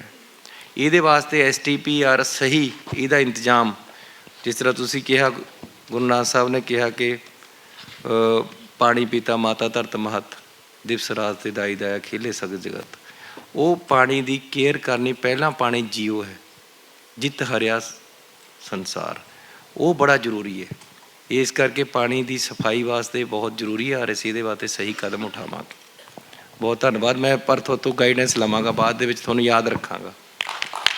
ਸਤਿ ਸ਼੍ਰੀ ਅਕਾਲ ਚੰਨੀ ਸਾਹਿਬ, ਬਹੁਤ ਚੰਗਾ ਲੱਗਿਆ ਸੁਣ ਕੇ ਕਿ ਤੁਸੀਂ ਇੰਨੇ ਐਜੂਕੇਟਿਡ ਹੋ, ਸਾਨੂੰ ਪਤਾ ਨਹੀਂ ਸੀਗਾ, ਬਹੁਤ ਚੰਗਾ ਲੱਗਿਆ। ਤੇ ਮੇਰਾ ਬਹੁਤ ਕੁਝ ਲੋਕਾਂ ਨੂੰ ਪਤਾ ਨਹੀਂ ਸੀ, ਹਾਂਜੀ। ਤਾਂ ਹੀ ਉਹ ਤਕਲੀਫ ਮੰਨਦੇ ਹਾਂਜੀ। ਵੀ ਇਹ ਧਾਰਾਂ ਵਿੱਚ ਹੋ ਲੈਂਦਾ ਹੈ, ਇਹ ਮੰਜੇ ਵੀ ਬੁਣ ਲੈਂਦਾ ਹੈ, ਇਹਨੇ ਰਿਕਸ਼ਾ ਵੀ ਚਲਾਇਆ ਹੋਇਆ ਹੈ, ਤੇ ਨਾਲ ਉਹ PhD ਵੀ ਕਰ ਰਿਹਾ ਹੈ। ਇਹ ਜਿਸ ਦਿਨ ਉਹਨਾਂ ਨੂੰ ਪਤਾ ਲੱਗਣਾ ਯਾਰ ਇਹ PhD ਵੀ ਕਰ ਰਿਹਾ ਤਾਂ ਤਕਲੀਫ ਹੋ ਜਾਣੀ। ਤੁਹਾਡੇ ਵਿਚਾਰ ਬਹੁਤ ਸੁਣ ਕੇ ਬਹੁਤ ਸੰਤੁਸ਼ਟੀ ਹੋਈ। ਅਸੀਂ ਸਾਰੇ ਇਹੀ ਵਿਚਾਰ ਮਤਲਬ ਵਿਸ਼ ਕਰਦੇ ਕਿ ਤੁਸੀਂ ਹੀ CM ਬਣ ਕੇ ਆਓ। ਜੇ 1%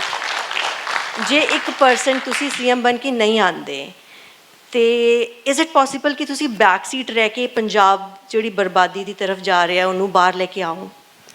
ਦੇਖੋ, 100 ਬੰਦਾ ਬੈਠਾ ਨਹੀਂ, ਤੁਸੀਂ ਇਕੱਲੇ 1% ਤੋਂ ਜ਼ਿਆਦਾ ਹੋ। ਇਹ 1% ਵੀ ਚੱਕ ਦੋ ਹੁਣੇ ਗੱਲ ਨੂੰ ਵਿੱਚ 100% ਹੀ ਕਰੋ। ਪਾਰਟੀ ਦੀ ਸਰਕਾਰ ਆ ਗਈ ਤਾਂ ਮੈਂ ਪਾਰਟੀ ਦੇ ਨਾਲ ਲੱਗ ਕੇ ਹਰ ਮਸਲੇ ਦਾ ਅਸੀਂ ਹੱਲ ਕਰਨ ਜਾਣਦੇ ਹਾਂ ਔਰ ਕਰਾਂਗੇ। ਬਹੁਤ ਧੰਨਵਾਦ ਤੁਹਾਡਾ ਸਾਰਿਆਂ ਦਾ। ਕੋਈ ਹੋਰ ਸਵਾਲ ਪੁੱਛਣਾ ਚਾਹਤਾ ਹੈ? ਹੁਣ ਇੱਕ ਆਖਰੀ ਸਵਾਲ ਲੈਂਦੇ ਹਾਂ, ਲੇਡੀਜ਼ ਉਹ ਨਾ ਨਹੀਂ ਕਰ ਸਕਦੇ ਅਸੀਂ। ਸਤਿ ਸ਼੍ਰੀ ਅਕਾਲ CM ਸਰ, ਮੇਰਾ ਪਹਿਲੇ ਤੇ ਬਾਬੇ ਨਾਨਕ ਵੱਲੋਂ ਅਰਦਾਸ, ਮੈਂ ਅਰਦਾਸ ਕਰਦੀ ਹਾਂ ਬਾਬੇ ਨਾਨਕ ਨੂੰ ਕਿ ਆਉਣ ਵਾਲੇ 5 ਸਾਲ ਤੁਸੀਂ ਸਾਨੂੰ ਮੁੱਖ ਮੰਤਰੀ ਪੰਜਾਬ ਰਹੋ ਔਰ ਅਸੀਂ ਤੁਹਾਡੇ ਨਾਲ ਤੁਰੀਏ ਔਰ ਪੰਜਾਬ ਨੂੰ ਚੰਗਾ ਸਵਰਗ ਬਣਾਉਣ ਦੀ ਕੋਸ਼ਿਸ਼ ਕਰੀਏ, ਜਿਵੇਂ ਪੰਜਾਬ ਨੂੰ ਕਹਿੰਦੇ ਸੀ ਸੋਨੇ ਦੀ ਚਿੜੀਆ। ਧੰਨਵਾਦ। ਐਂਡ ਸੈਕਿੰਡ ਪੁੱਛਣਾ ਚਾਹਾਂਗੀ ਕਿ ਜੇ ਪੰਜਾਬ 'ਚ ਆਉਣ ਵਾਲੇ 5 ਸਾਲਾਂ 'ਚ ਤੁਸੀਂ ਮੁੱਖ ਮੰਤਰੀ ਬਣਦੇ ਹੋ ਤਾਂ ਐਵੇਂ ਹੀ ਸਿੰਪਲੀਸਿਟੀ ਨਾਲ ਸਭ ਨੂੰ ਮਿਲੋਗੇ, ਐਵੇਂ ਹੀ ਸਿੰਪਲੀਸਿਟੀ ਰੱਖੋਗੇ? ਮੁੱਖ ਮੰਤਰੀ 3 ਮਹੀਨੇ ਦੇਖਦਾ ਰਿਹਾ। ਮੈਂ ਤਾਂ 2 ਵਜੇ ਵੀ ਮਿਲ ਲੈਂਦਾ, ਰਾਤ ਨੂੰ 12, 1, 2 ਵਜੇ, 3 ਵਜੇ ਤੱਕ ਮਿਲਦਾ ਲੋਕਾਂ ਨੂੰ ਜੀ। ਸਵੇਰੇ ਵੀ ਜਲਦੀ ਉੱਠ ਕੇ ਫਿਰ ਮਿਲਣਾ ਸ਼ੁਰੂ ਕਰ ਦਿੰਦਾ ਜੀ। ਤੇ ਮੇਰਾ ਤਾਂ ਆਹੀ ਪਹਿਰਾਵਾ ਸਾਰੀ ਉਮਰ ਦਾ ਰਿਹਾ, ਆਹੀ ਲੋਈ ਹੈ, ਬਾਅਦ ਵਿੱਚ ਵੀ ਇਹੀ ਰਹਿਣੀ ਹੈ। Thank you so much. ਔਰ ਮੇਰਾ ਇੱਕ ਸਵਾਲ ਜਿਹੜਾ ਮੈਂ ਮੇਨ ਪੁੱਛਣਾ ਚਾਹੁੰਦੀ ਸੀ ਆਖਰੀ, ਕਿ ਤੁਸੀਂ ਪੰਜਾਬ ਨੂੰ ਨਸ਼ਾ ਮੁਕਤ ਕਰਨ ਦੀ ਗੱਲ ਕਰਦੇ ਹੋ। ਮਾਲਵਾ ਬੈਲਟ ਸਾਡੇ ਪੰਜਾਬ ਦਾ ਅਜਿਹਾ ਬੈਲਟ ਹੈ ਜਿੱਥੇ ਨਸ਼ੇ ਦੀ ਖੇਤੀ ਕੀਤੀ ਜਾਂਦੀ ਹੈ। ਨਸ਼ੇ ਦੀ ਖੇਤੀ ਕਰਨ ਦੇ ਬਾਵਜੂਦ ਅਸੀਂ ਪੰਜਾਬ ਨੂੰ ਨਸ਼ਾ ਮੁਕਤ ਕਿਵੇਂ ਕਰ ਸਕਦੇ ਹਾਂ? ਮਾਲਵਾ ਇਸ ਕਰਕੇ ਨਸ਼ਾ ਮੁਕਤ ਨਹੀਂ ਹੋ ਰਿਹਾ ਕਿਉਂਕਿ ਉੱਥੇ ਭਗਵੰਤ ਮਾਰ ਲੈਂਦਾ ਹੈ। ਤੇ ਉਹ ਕਹਿੰਦਾ ਕਿ ਸ਼ਰਾਬੀ ਹੁੰਦੇ ਹੀ ਆ, ਸ਼ਰਾਬ ਪੀਣੀ ਚਾਹੀਦੀ ਹੈ, ਨਸ਼ਾ ਕਰਨਾ ਹੀ ਚਾਹੀਦਾ ਹੈ। ਮੈਂ ਹੁਣ ਮਾਲਵੇ ਚਲੇ ਗਿਆ, ਭਦੌੜ ਤੋਂ ਚੋਣ ਲੜ ਰਿਹਾ, 100% ਮਾਲਵੇ ਨੂੰ ਨਸ਼ਾ ਮੁਕਤ ਕਰ ਦਾਂਗੇ। Thank you sir. ਬਹੁਤ ਧੰਨਵਾਦ। ਸਰ ਸਾਡੇ ਨਾਲ ਜੁੜਨ ਲਈ ਬਹੁਤ ਬਹੁਤ ਧੰਨਵਾਦ। ਜਿਵੇਂ ਇੱਥੇ ਵੀ ਨਜ਼ਰ ਆ ਰਿਹਾ ਕਿ ਸਭ ਨੂੰ ਤੁਹਾਡੇ ਨਾਲ ਆਪਣਾਪਨ ਬੜਾ ਮਹਿਸੂਸ ਹੁੰਦਾ ਹੈਗਾ ਔਰ ਲੱਗਦਾ ਹੈ ਕਿ ਸਾਡੇ ਚੰਨੀ ਸਾਹਿਬ ਨੇ, ਤੇ ਉਮੀਦ ਕਰਦੇ ਹਾਂ ਕਿ ਇਦਾਂ ਹੀ ਰਹੇ ਜੇ ਤੁਸੀਂ ਦੁਬਾਰਾ ਮੁੱਖ ਮੰਤਰੀ ਬਣ ਕੇ। Thank you so much.